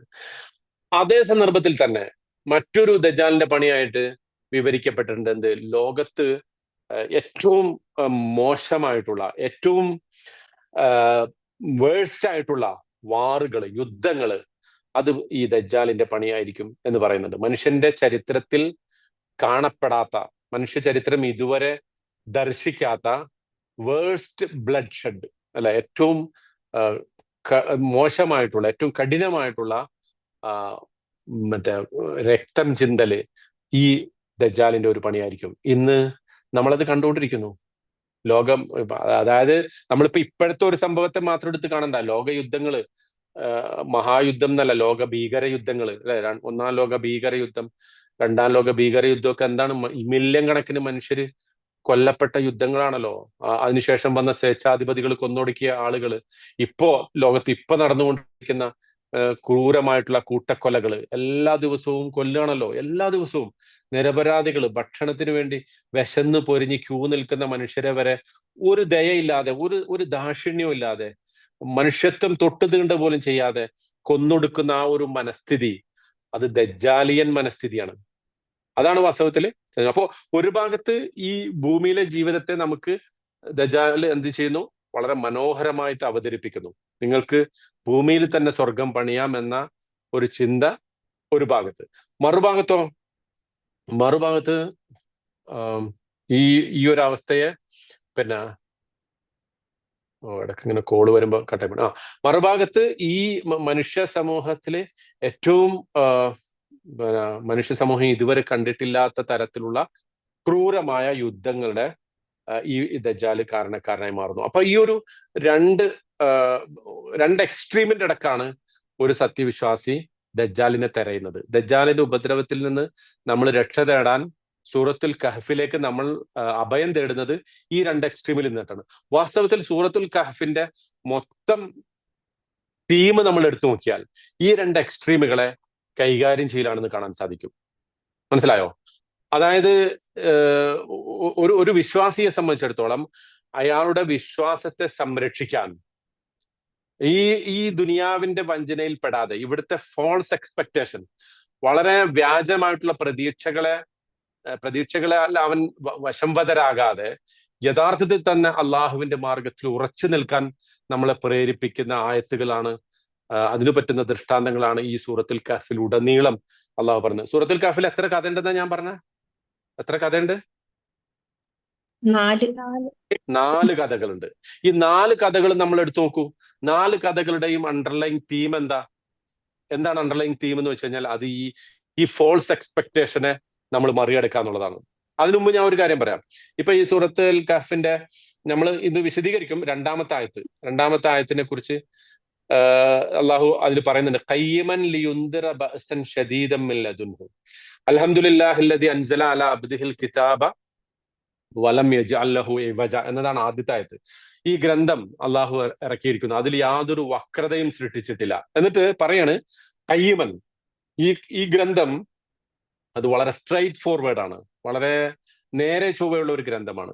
ലിയുൻദിറ ബഅസൻ ശദീദൻ മിൻ ലദുൻഹു, അവന്റെ പക്കൽ നിന്നുള്ള അതിശക്തമായ ഒരു കഠിനമായ യുദ്ധത്തെക്കുറിച്ച് താക്കീത് ചെയ്യുന്ന ഒരു ഗ്രന്ഥമാണ് ഇത്. അള്ളാഹുവിന്റെ പക്കൽ നിന്ന് മനുഷ്യ സമൂഹത്തിന്, മുസ്ലിം അല്ലെങ്കിൽ വിശ്വാസികളുടെ സമൂഹത്തിന് അനുഭവിക്കേണ്ടി വരുന്ന ഒരു ശക്തമായ യുദ്ധം. ആ ബഅസിനെ കുറിച്ച്, ബഅസ് ഖുർആൻ സാധാരണഗതിയിൽ, ഞാൻ അതിനെക്കുറിച്ച് ആ സന്ദർഭത്തിൽ വിശദമായി പറയാട്ടോ. ആ ആയത്ത് ഞാൻ വിശദീകരിക്കലല്ല എന്റെ ഉദ്ദേശം, മറിച്ച് സൂറത്തുൽ കഹ്ഫ് മൊത്തം അതിലൊരു അണ്ടർലൈൻ തീമിനെ കുറിച്ചാണ് നമ്മൾ പറഞ്ഞു വരുന്നത്. ദജ്ജാലുമായിട്ട് ബന്ധപ്പെടുമ്പോൾ അത് വളരെ ഇമ്പോർട്ടന്റ് ആണ്. അപ്പൊ ഈ ബഅസ് എന്ന് പറയുന്നത് സാധാരണഗതിയിൽ ഉപയോഗിക്കുന്നത് ഈ ഭൗതികമായ അർത്ഥത്തിലുള്ള യുദ്ധത്തിന്. പക്ഷേ ഭൗതികമായ ഒരു അർത്ഥത്തിലുള്ള യുദ്ധത്തെക്കുറിച്ച് അള്ളാഹു വിശ്വാസികൾക്ക് താക്കീത് ചെയ്യുമ്പോൾ വിശ്വാസികൾക്ക് സന്തോഷ വാർത്ത അറിയിക്കേണ്ടത് എന്തു പറഞ്ഞിട്ടാണ്? അതായത് ഭൗതികമായ ഒരു യുദ്ധം, ആ യുദ്ധത്തിൽ വിശ്വാസികൾക്ക് വയുബശ്ശിറൽ മുഅ്മിനീന എന്ന് പറഞ്ഞിട്ട് അടുത്ത ആയത്തിൽ പറയുന്നുണ്ട്. അപ്പൊ നമ്മളൊരു ഭൗതികമായ യുദ്ധത്തിൽ ഏർപ്പെട്ടാൽ, ഒരു ശത്രുവുമായിട്ടൊരു യുദ്ധത്തിൽ ഏർപ്പെട്ടാൽ, അള്ളാഹു വിശ്വാസികൾക്ക് ഒരു സന്തോഷ വാർത്ത അറിയിക്കുകയാണെങ്കിൽ എന്തിനെ കുറിച്ചാണ് സന്തോഷ വാർത്ത അറിയിക്കേണ്ടത്? നിങ്ങൾ പറയും. വിശ്വാസികള് അവിശ്വാസികളുമായിട്ട് ഒരു യുദ്ധത്തിൽ ഏർപ്പെട്ടു, വിജയത്തെക്കുറിച്ച്. ദാറ്റ്സ് എ പോയിന്റ് അല്ലെ? ആ യുദ്ധത്തിൽ നിങ്ങൾ വിജയിക്കുമെന്നല്ലേ പറയണ്ട, അല്ലെ? അതാണല്ലോ ശരിക്കും അതിന്റെ ഒരു കൃത്യമായ കൺക്ലൂഷൻ, അതാണല്ലോ, വിജയത്തെക്കുറിച്ചാണല്ലോ പറയേണ്ടത്. പക്ഷേ ഇവിടെ അള്ളാഹു പറയുന്നത് എന്താ? ലിയുൻദിറ ബഅസൻ ശദീദൻ മിൻ ലദുൻഹു വയുബശ്ശിറൽ മുഅ്മിനീന അല്ലദീന യഅമലൂന സ്വാലിഹാത്തി അന്ന ലഹും അജ്റൻ ഹസന. ബഅസ് ഒരു യുദ്ധത്തെ കുറിച്ച് പറയുന്നു. പക്ഷെ ആ യുദ്ധത്തിന് ശേഷം അള്ളാഹു വിശ്വാസികൾക്ക് സന്തോഷ വാർത്ത അറിയിക്കാണ്. തബ്ശീർ, ഒരു കൺഗ്രാജുലേറ്ററി മെസ്സേജ് കൊടുക്കാണ്. എന്താണ് ആ മെസ്സേജ്? അന്നലഹും അജ്റൻ ഹസന, അവർക്ക് നല്ല പ്രതിഫലമുണ്ട്. മാക്കിസീന ഫീഹി അബദൻ, അവർ അതിൽ ശാശ്വതമായിട്ട് വസിക്കുന്നവരാണ് എന്ന് പറഞ്ഞാൽ അതിന്റെ അർത്ഥം നിങ്ങൾക്ക് ദുനിയാവില് ഏത് തരത്തിലുള്ള പ്രയാസങ്ങള്, യുദ്ധങ്ങള്, കഠിനമായിട്ടുള്ള പരീക്ഷണങ്ങള് ഒക്കെ സഹിക്കേണ്ടി വരുമ്പോ അതിൽ വിജയം ഉണ്ടാവോ ഇല്ലെന്നുള്ളതല്ല എന്റെ പ്രശ്നം. അല്ല പറയണ്, അതിൽ വിജയം ഉണ്ടാവും എന്നുള്ളതല്ല എന്റെ പ്രശ്നം. മറിച്ച് അത് അന്തിമമായി നിങ്ങൾക്ക് തരുന്നത് പരലോകത്തെ പ്രതിഫലത്തെ കുറിച്ചാണ്. മാക്കിസീന ഫീഹി അബദൻ, അതൊറ്റ ആയത്താണ് മാക്കിസീന ഫീഹി അബദൻ എന്നുള്ളത്. അതിനെക്കുറിച്ച് നമ്മൾ ഇൻഷാ അല്ലാ ആയത്ത് പഠിക്കുമ്പോൾ വിശദമായി പറയും. അതിൽ നിങ്ങൾ എന്നെന്നും ശരിക്ക് എന്നെന്നും വസിക്കുന്നവരാണെന്നുള്ള അർത്ഥത്തിൽ അള്ളാഹു ഏത് പദമാണ് പ്രയോഗിക്കുക? എന്നെന്നും ഖാലിദീന ഫീഹ. മാഷാ അല്ലാഹ്, അഹ്സൻതി. അപ്പോ ഇവിടെ പക്ഷെ പറഞ്ഞ പദം ഏതാ? ഇവിടെ പറഞ്ഞ പദം മാക്കിസീന ഫീ. അപ്പൊ ആ പദം തന്നെ മാറ്റി പറഞ്ഞു. എന്ന് മാത്രമല്ല, ആ മാക്കിസീന ഫീഹി അബദൻ എന്നുള്ളത് അത് മാത്രം ഒരു ആയത്തായിട്ട് പറഞ്ഞു, പ്രത്യേകമായിട്ടുള്ള ഒരു ആയത്തായിട്ട് പറഞ്ഞു. അപ്പോ ശരിക്കും ആ ഒരു കോണ്ടെക്സ്റ്റിൽ അത് പറയുന്നതിന് ഒരു പ്രധാനപ്പെട്ട വിഷയമുണ്ട്. എന്താന്ന് വെച്ചാല് ഇത്തരം പ്രശ്നങ്ങളും പ്രയാസങ്ങളിലും ഒക്കെ കടന്നു പോകുമ്പോൾ ദജ്ജാലിന്റെ ഫിത്നയാകട്ടെ, യുദ്ധങ്ങളുടെ പിന്നെ കഷ്ടപ്പാടുകളാവട്ടെ, അല്ല ദജ്ജാൽ നിങ്ങൾക്ക് ഭൗതിക ജീവിതം മനോഹരമായി കാണിച്ചു തരുന്ന ആ സമ്പത്തിന്റെ പരീക്ഷണമാവട്ടെ, അവിടെയൊക്കെ നിങ്ങൾ ഫോൾസ് എക്സ്പെക്ടേഷൻസ് ഒരുപാടുണ്ടാവും. നിങ്ങളുടെ മുന്നിൽ കണ്ണഞ്ചിപ്പിക്കുന്ന, നിങ്ങളെ വഞ്ചനയിൽ ആഴ്ത്തുന്ന ഒരുപാട് സംഗതികൾ ഉണ്ടാകും. പക്ഷെ യഥാർത്ഥത്തിൽ വിശ്വാസികളായിട്ടുള്ള ആളുകൾ, സാലിഹാത്ത് പ്രവർത്തിക്കുന്ന ആളുകൾ, സൽക്കർമ്മങ്ങൾ പ്രവർത്തിക്കുന്ന ആളുകൾ, അവർ ആ ഫോൾസ് എക്സ്പെക്ടേഷനിൽ കുടുങ്ങരുത്. അതാണ് എല്ലാ കഥയും. മനസ്സിലായോ? ഇപ്പൊ നോക്കൂ, ഈ അസ്ഹാബുൽ കാഫിനെ എടുത്തു നോക്കൂ. അസ്ഹാബുൽ കാഫിന്റെ പ്രത്യേകത എന്താ? അവർ ചെറുപ്പക്കാരാണ്, അല്ലെ? ആ ചെറുപ്പക്കാര് ശരിക്ക് ആ രാജാവിന്റെ ഉപദ്രവത്തിൽ നിന്ന് രക്ഷപ്പെട്ട് തൗഹീദിൽ വിശ്വസിച്ചിട്ട് അള്ളാഹുവിന്റെ ഏകത്വം പറഞ്ഞതിന്റെ പേരിൽ അവരൊരു ഗുഹയിൽ പോയിട്ട് താമസിക്കാണ്. അവരെ കുറിച്ച് നമ്മൾ ആലോചിച്ച് നോക്കിയേ. വളരെ ചെറിയ പ്രായത്തിൽ 24 വയസ്സ്, 25 വയസ്സ്, അല്ലെങ്കിൽ 27 വയസ്സ്, അല്ലെങ്കിൽ 30 വയസ്സ്, ഈ പ്രായത്തില് ഒരു ഗുഹയിൽ പോയി അവരുടെ ജീവിതം കഴിച്ചു കൂട്ടുമ്പോ എന്റെ യുവത്വം, എന്റെ ചെറുപ്പകാലം, എനിക്ക് വേറെന്തൊക്കെയോ ചെയ്യാൻ പറ്റുന്ന എന്റെ ചെറുപ്പം ഞാൻ നശിപ്പിക്കുകയാണെന്നല്ലേ സാധാരണഗതിയിൽ ആളുകൾ പറയാ, അല്ലെ? ഇപ്പൊ ഗസ നിവാസികളെ കുറിച്ച് ആളുകൾ പറഞ്ഞുകൊണ്ടിരിക്കുന്നത് എന്താ? അതാണല്ലോ, ചുണ്ടങ്ങ കൊടുത്ത് വഴുതനങ്ങ വാങ്ങി എന്നൊക്കെ പറഞ്ഞിട്ട്, അല്ലെ? അങ്ങനെയൊക്കെ പല വർത്താനം പറയുന്നില്ലേ? അവർക്ക് എന്തൊക്കെ ചെയ്യാം? ജീവിതം ഒറ്റ ജീവിതമേ ഉള്ളൂ. അവർക്ക് ആ ജീവിതത്തെ ആസ്വദിച്ചുകൂടെ? അല്ലെങ്കിൽ ആ ജീവിതത്തെ സമാധാനത്തോടെ കഴിഞ്ഞുകൂടെ? അവിടെയാണ് ഈ ഭൗതിക ജീവിതത്തിന്റെ ഫാൾസ് എക്സ്പെക്ടേഷൻ അല്ല, മറിച്ച് അജ്റൻ ഹസനൻ മാക്കിസീന ഫീഹി അബദൻ, പരലോകത്ത് എന്നെന്നും ജീവിക്കാൻ സാധിക്കുന്ന തരത്തിലുള്ള ഏറ്റവും മനോഹരമായ പ്രതിഫലത്തെ കുറിച്ചുള്ള ഒരു വർത്തമാനം. അതാണ് അസ്ഹാബുൽ കഹ്ഫിന്റെ കഥ നമുക്ക് പറഞ്ഞു തരുന്നത്. ഇനി രണ്ടാമത്തെ കഥ ഏതാ?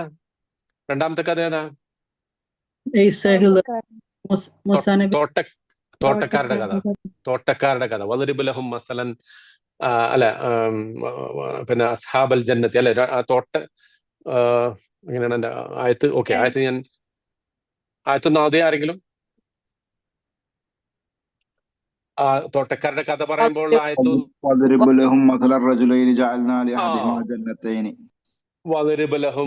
رَجُلَيْنِ جَعَلْنَا لِأَحَدِهِمَا جَنَّتَيْنِ مِنْ أَعْنَابٍ وَحَفَفْنَاهُمَا بِنَخْلٍ وَجَعَلْنَا بَيْنَهُمَا زَرْعًا എന്ന് പറഞ്ഞിട്ട് ആ തോട്ടക്കാരുടെ കഥ പറയുന്നുണ്ട്, അല്ലെ? ആ തോട്ടക്കാരുടെ കഥയില് ഫോൾസ് എക്സ്പെക്ടേഷൻ ആണ് ഒരാൾക്കുള്ളത്, അല്ലെ? അയാൾ പറയണ എന്താ? എനിക്ക് ഈ ഭൂമിയില് എല്ലാ സൗകര്യവും കിട്ടി, അല്ലെ? എനിക്ക് അള്ളാഹു 2 തോട്ടം തന്നു. ആ തോട്ടത്തിനിടയിൽ നല്ല അരുവി തന്നു.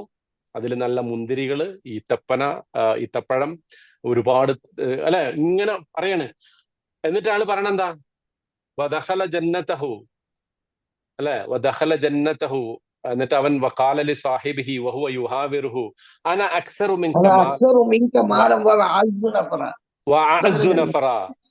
അവനെ തോട്ടത്തിൽ പോയിട്ട് അവൻ പറയാണ്, ഞാന് നിന്നെക്കാളും എനിക്ക് പണമുണ്ട്, എനിക്ക് നിന്നെക്കാളും പണമുണ്ട്, എനിക്ക് നിന്നെക്കാളും സന്താനങ്ങളുണ്ട്, ഒരുപാട് ആൾബലമൊക്കെ എനിക്കുണ്ട്. എന്നിട്ട് ആള് പറയുന്ന ഏറ്റവും പ്രധാനപ്പെട്ട ഒരു പോയിന്റ്, വല ഇൻ റുദിത്തു, ഞാൻ ഈ തോട്ടങ്ങളൊക്കെ നശിച്ചു പോകുന്നെന്ന് ഒരിക്കലും വിചാരിക്കുന്നില്ല. ഇനി വല ഇൻ റുദിത്തു ഇലാ റബ്ബി, അഥവാ എന്റെ റബ്ബിന്റെ അടുത്തേക്ക് ഞാൻ മടക്കപ്പെട്ടാൽ എന്താണ്? വല ഇൻ റുദിത്തു ഇലാ റബ്ബി, ഞാൻ അവിടെ എനിക്ക് ഇതിനേക്കാളും വലുത് കാണാൻ പറ്റും, അല്ലെ? ഇതിനേക്കാളും വലിയ അനുഗ്രഹങ്ങൾ അള്ളാഹു എനിക്ക് നൽകും. കാരണം എന്താ? ഈ ലോകത്ത് അള്ളാഹു എനിക്ക് നൽകിയതിന്റെ അർത്ഥം എന്താ? ഈ ലോകത്ത് എനിക്ക് ഈ തോട്ടങ്ങൾ കിട്ടിയതിന്റെ അർത്ഥം അള്ളാഹ്ക്ക് എന്നോട് ഇഷ്ടമുണ്ടെന്നുള്ളതാണ്. ഫോൾസ് എക്സ്പെക്ടേഷൻ ആണ്. ഈ ലോകത്ത് അള്ളാഹു ആർക്കും അവന്റെ ഇഷ്ടത്തിന്റെ പുറത്തല്ല കൊടുക്കുന്നത്. അങ്ങനെയാണെങ്കിൽ പ്രവാചകന്മാർ ഇത്ര കഷ്ടപ്പെടേണ്ടി വരില്ലായിരുന്നു. അങ്ങനെയാണെങ്കിൽ മുഅ്മിനുകളായിട്ടുള്ള നല്ല അടിമകൾ ഒരിക്കലും ജയിലിൽ കിടക്കേണ്ടി വരില്ലായിരുന്നു. മദ്ഹബിന്റെ ഇമാമുകളൊക്കെ സഹിച്ച കഷ്ടപ്പാടുകളെ കുറിച്ച് പ്രവാചകന്റെ പേരക്കുട്ടിയെ, അല്ലെ, മൊഹറം എന്ന് പറയുമ്പോൾ നമ്മൾ പെട്ടെന്ന് ഓർമ്മ വരുന്ന അതാണ്, കർബല. പ്രവാചകന്റെ പേരക്കുട്ടിയെ തല വെട്ടിയെടുത്തിട്ട് കുന്തത്തില് അത് കുത്തി ബാഗ്ദാദിന്റെ തെരുവിലൂടെ ഒക്കെ ഇങ്ങനെ പ്രകടനം പോയ ചരിത്രമുണ്ട് നമ്മുടെ മുമ്പില്. അങ്ങനെ സംഭവിക്കില്ലായിരുന്നു, വിശ്വാസികൾക്ക് അങ്ങനെ സംഭവിക്കില്ലായിരുന്നു. പക്ഷെ അതല്ല, അത് ഫോൾസ് എക്സ്പെക്ടേഷൻ ആണ്. ആ കഥയുടെ തീമും അതാണ്. ഒരുപാട് തീമുണ്ട് ഈ കഥകളിലൊക്കെ, അണ്ടർലൈങ് ആയിട്ട് ഒരുപാട് തീമുകളുണ്ട്. ഇനി മൂന്നാമത്തെ കഥ ഏതാ? മൂസാ നബി അലൈഹി സ്വലാമയും ഖിളിറും തമ്മിലുള്ള ചരിത്രം. ആ ചരിത്രത്തിൽ എന്താ പറയുന്ന? പെട്ടെന്ന് നടക്കുന്ന സംഗതികളെ മൂസാ നബി അലൈഹി സ്വലാം പെട്ടെന്ന് വ്യാഖ്യാനിക്കാണ്. എന്തിനാണ് കപ്പലിൽ ഓട്ടം ഉണ്ടാക്കിയത്? എന്തിനാണ് ആ കുട്ടിയെ കൊന്നത്? എന്തിനാണ് പിന്നെ മതില് മാറ്റിവെച്ചത്? ഇങ്ങനെ മൂന്ന് സംഭവങ്ങൾ പറയുന്നുണ്ടല്ലോ. ആ മതിൽ എന്തിനാ നിർത്തിവെച്ചത്?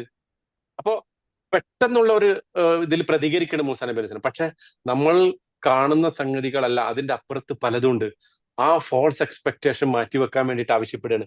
സംഭവങ്ങൾക്ക് പിന്നിൽ അള്ളാഹുവിന്റെ വിധിയുടെ ഒരു നീണ്ട ചരിത്രമുണ്ട്, അത് പറയാണ്.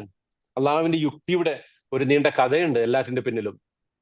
പിന്നെ ദുൽഖർനൈൻ ശരിക്കും ഏറ്റവും ശക്തനായിട്ടുള്ള ഒരു രാജാവായിരുന്നു.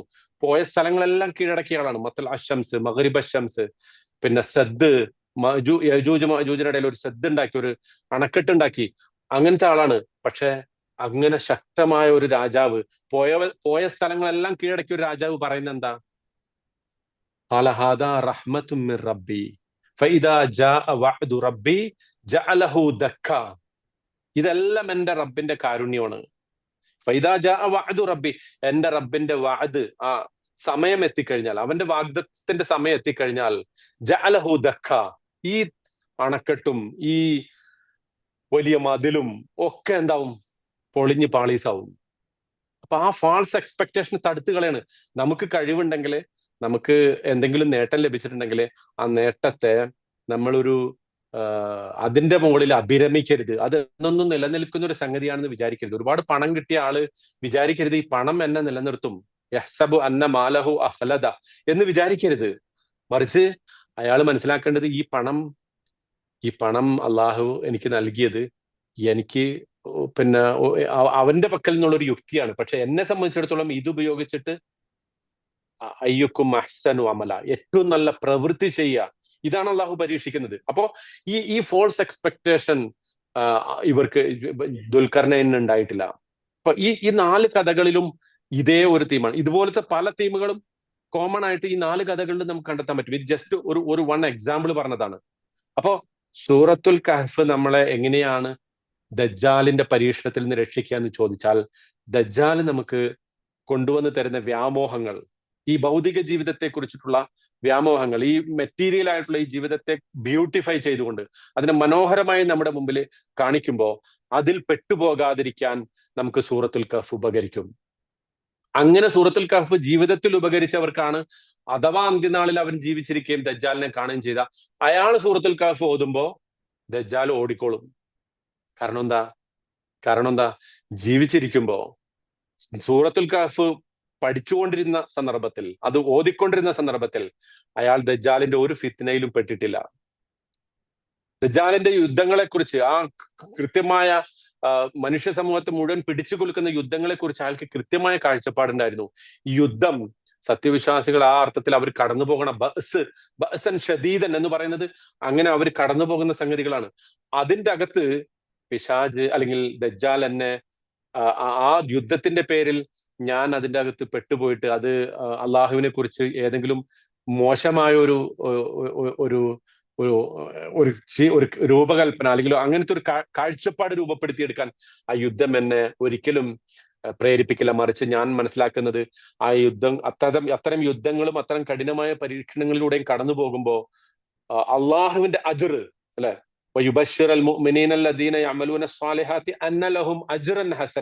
അവർക്ക് ഏറ്റവും മഹത്തായ, ഏറ്റവും നല്ല, ഏറ്റവും ഉത്തമമായ പ്രതിഫലമുണ്ട് എന്ന വിശ്വാസത്തിൽ മാക്കിസീന ഫീഹി അബദൻ, അതിലെന്നും നിലനിൽക്കുന്ന ഒരാളെന്നുള്ള നിലക്ക് ആ പ്രതിഫലത്തെയാണ് ഞാൻ കാക്ഷിക്കുക. ഈ ഒരു കാഴ്ചപ്പാടാണ് എന്ത് ചെയ്യുന്നത്, നമ്മളെ സൂറത്തുൽ കഹ്ഫ് പഠിപ്പിക്കുന്നത്. അങ്ങനെ സൂറത്തുൽ കഹ്ഫ് പഠിക്കുമ്പോൾ നമുക്ക് ദജ്ജാലിന്റെ മുന്നിൽ വെച്ചിട്ട് 10 ആയത്തല്ല, ഈ 110 ആയത്തും ധൈര്യപൂർവ്വം നമുക്ക് ഓതാൻ പറ്റും. നമുക്ക് ഓതും, അത് മനസ്സിൽ ഓർമ്മ വരുമ്പോ തന്നെ നമുക്ക് എന്ത് ചെയ്യാൻ പറ്റും, ദജ്ജാലിന്റെ എല്ലാ ഉപദ്രവങ്ങളും ആ ഒരർത്ഥത്തിൽ പറഞ്ഞാൽ ഒരു ഫൈറ്റ് അഗൈൻസ്റ്റ് മെറ്റീരിയലിസം, മറ്റ് ഇസങ്ങൾ മുന്നോട്ട് വെക്കുന്ന ഭൗതിക കാഴ്ചപ്പാടുകൾക്കെതിരെയുള്ള, ശരിക്കും ഈ ദജ്ജാലിന്റെ ഒരു കണ്ണ്, ഒറ്റക്കണ്ണൻ ദജ്ജാൽ എന്നല്ലേ പറയാം നമ്മള് അല്ലെ. ഒറ്റക്കണ്ണൻ ദജ്ജാലിന്റെ ആ കണ്ണെന്താ സൂചിപ്പിക്കുന്നത്? ആ കണ്ണ് സൂചിപ്പിക്കുന്ന ഒരേ ഒരു വ്യൂ, ഈ ലോകത്തെക്കുറിച്ച് ഒരേ ഒരു കാഴ്ചപ്പാട്. ആ കാഴ്ചപ്പാട് എന്താ? ഈ ലോകത്ത് ആരൊക്കെ സർവൈവൽ ഓഫ് ദ ഫിറ്റസ്റ്റ് അല്ലെ, ഇവിടെ അതിജയിക്കാൻ കഴിവുള്ളവനാണ്.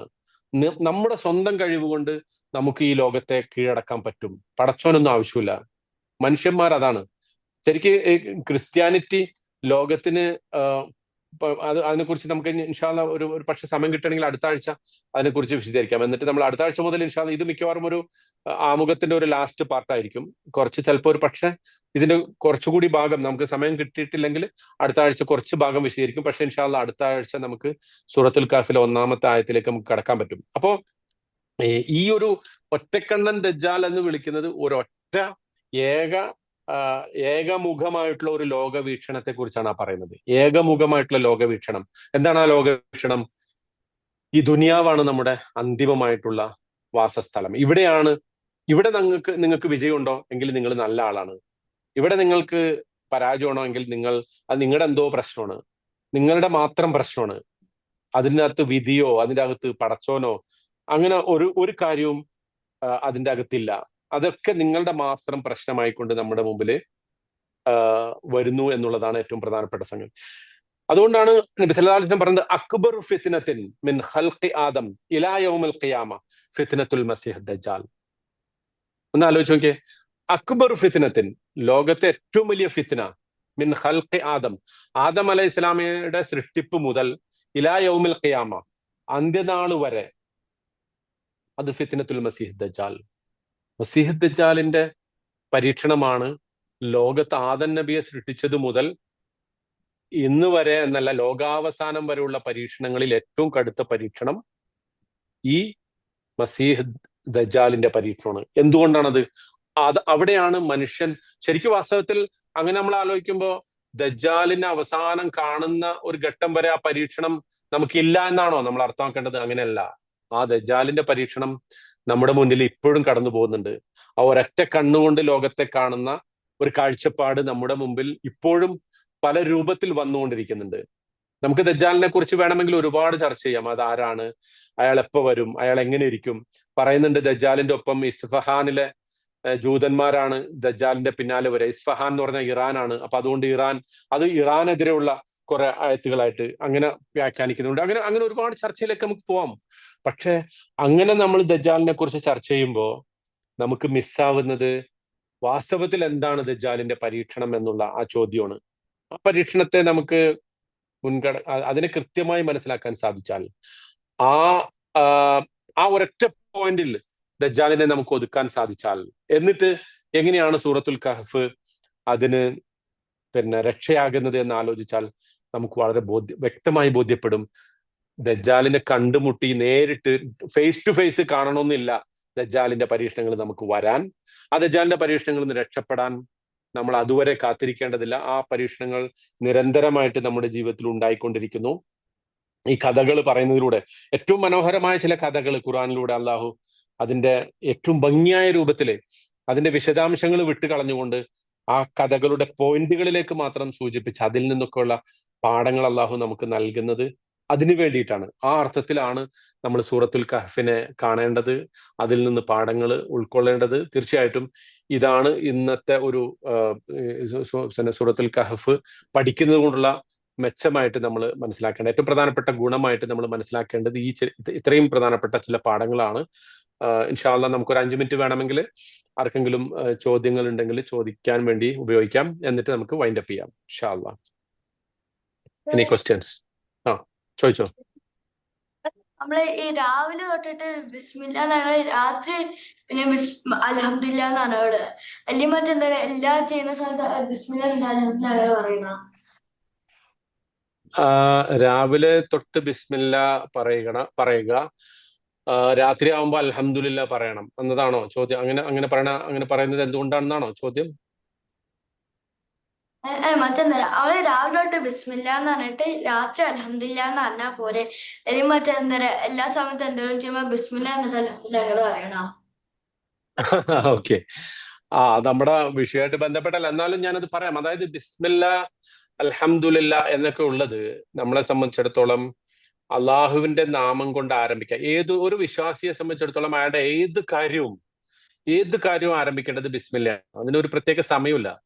നമ്മൾ അതുകൊണ്ട് ഒരു ഗുണം, അത് തന്നെ ഒരു വലിയ ലെക്ചറിന്റെ ഭാഗമാണ്. ബിസ്മി ചൊല്ലുന്നത് കൊണ്ടുള്ള ഒരു ഗുണം എന്താണെന്ന് വെച്ചാൽ, നമ്മൾ ഏത് കാര്യം ചെയ്യുമ്പോഴും ബിസ്മില്ല ചൊല്ലി ആരംഭിക്കണം എന്ന് പറഞ്ഞാൽ അതിന്റെ അർത്ഥം എന്താ?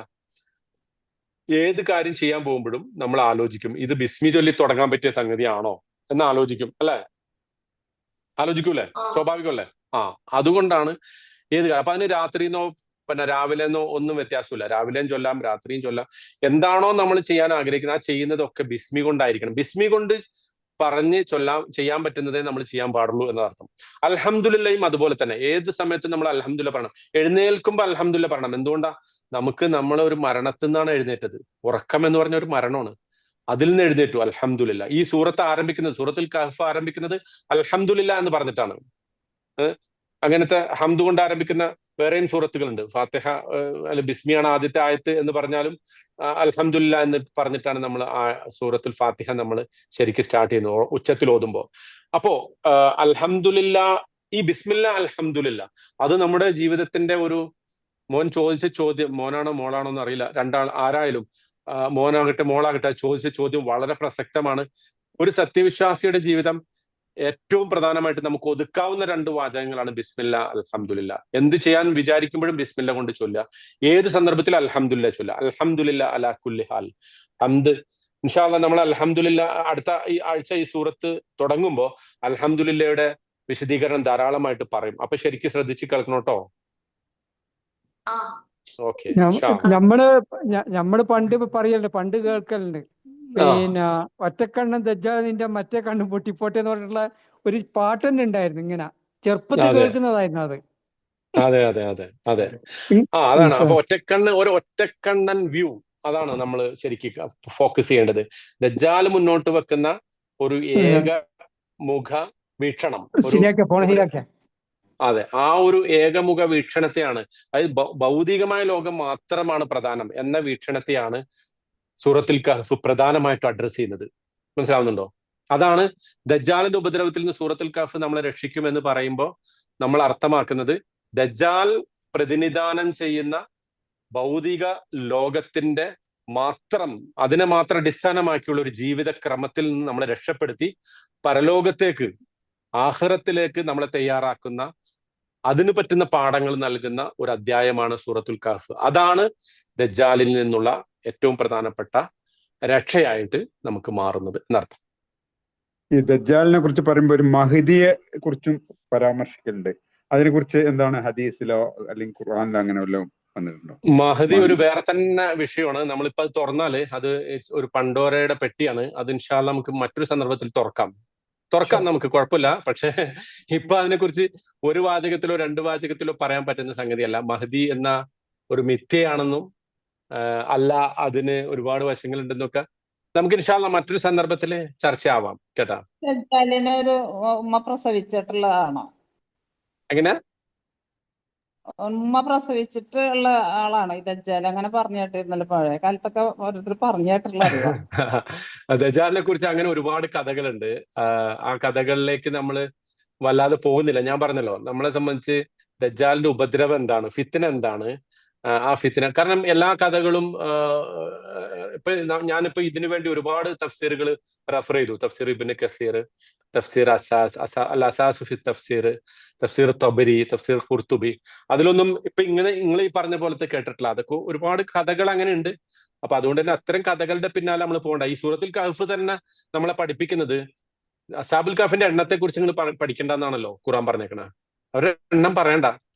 സയഖൂലൂന സലാസത്തുൻ റാബിഉഹും കൽബുഹും വയഖൂലൂന ഖംസത്തുൻ സാദിസുഹും കൽബുഹും എന്നൊക്കെ. അപ്പോ അങ്ങനെ ഒരുപാട് കഥകളുണ്ട്. ആ കഥകളൊക്കെ അതിനകത്തേക്ക് നമ്മൾ കൃത്യമായി പോകേണ്ടതില്ല. ചാറ്റ് ബോക്സിൽ പലതും വരുന്നുണ്ട്, എനിക്ക് കാണാൻ പറ്റുന്നില്ല. ആരെങ്കിലും ഒന്ന് വായിച്ചാലേ ഞാൻ പറയാം. ചാറ്റ് ബോക്സിൽ വന്ന ചോദ്യം ആരെങ്കിലും ഒന്ന് വായിക്കോ?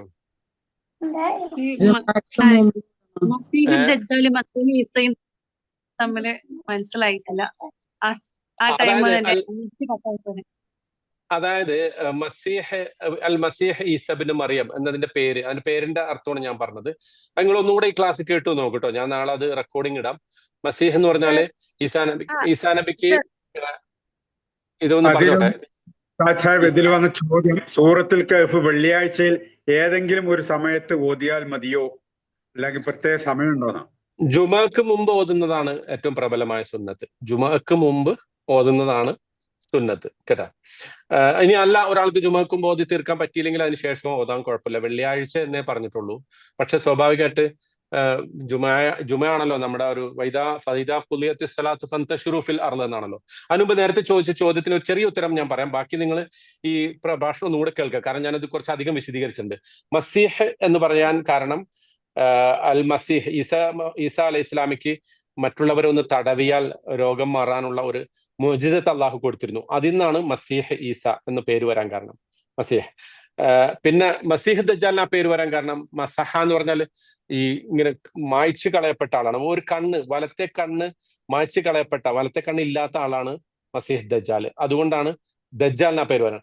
ഈ അവസാന കാലത്താണ് ദജ്ജാൽ വരിക. അവസാനം ദജ്ജാലിനെ കീഴ്പ്പെടുത്തുക മസീഹ് ഈസ ഇബ്നു മറിയം, ഈസാ അലൈഹിസ്സലാം വരും അന്ന്. ആ സന്ദർഭത്തിൽ അദ്ദേഹം മസീഹ് ഈ ദജ്ജാലിനെ കീഴ്പ്പെടുത്തും. അങ്ങനെ കീഴ്പ്പെടുത്തിയ അവസ്ഥയിലാണ് ലോകം അവസാനിക്കുക എന്നത് വളരെ സ്ഥിരപ്പെട്ട ഹദീസുകളിൽ വന്നിട്ടുണ്ട്. ഓക്കെ, പിന്നെ ഇതിനെക്കുറിച്ച് ബാക്കി പറഞ്ഞിട്ടുള്ളത് നമ്മൾ ഈ ക്ലാസ് ഒന്നുകൂടെ കേട്ടു നോക്കും. ഓക്കെ, ഓക്കെ, ഇനി നമുക്ക് അന്ന് അവസാനിപ്പിക്കാം അല്ലെ.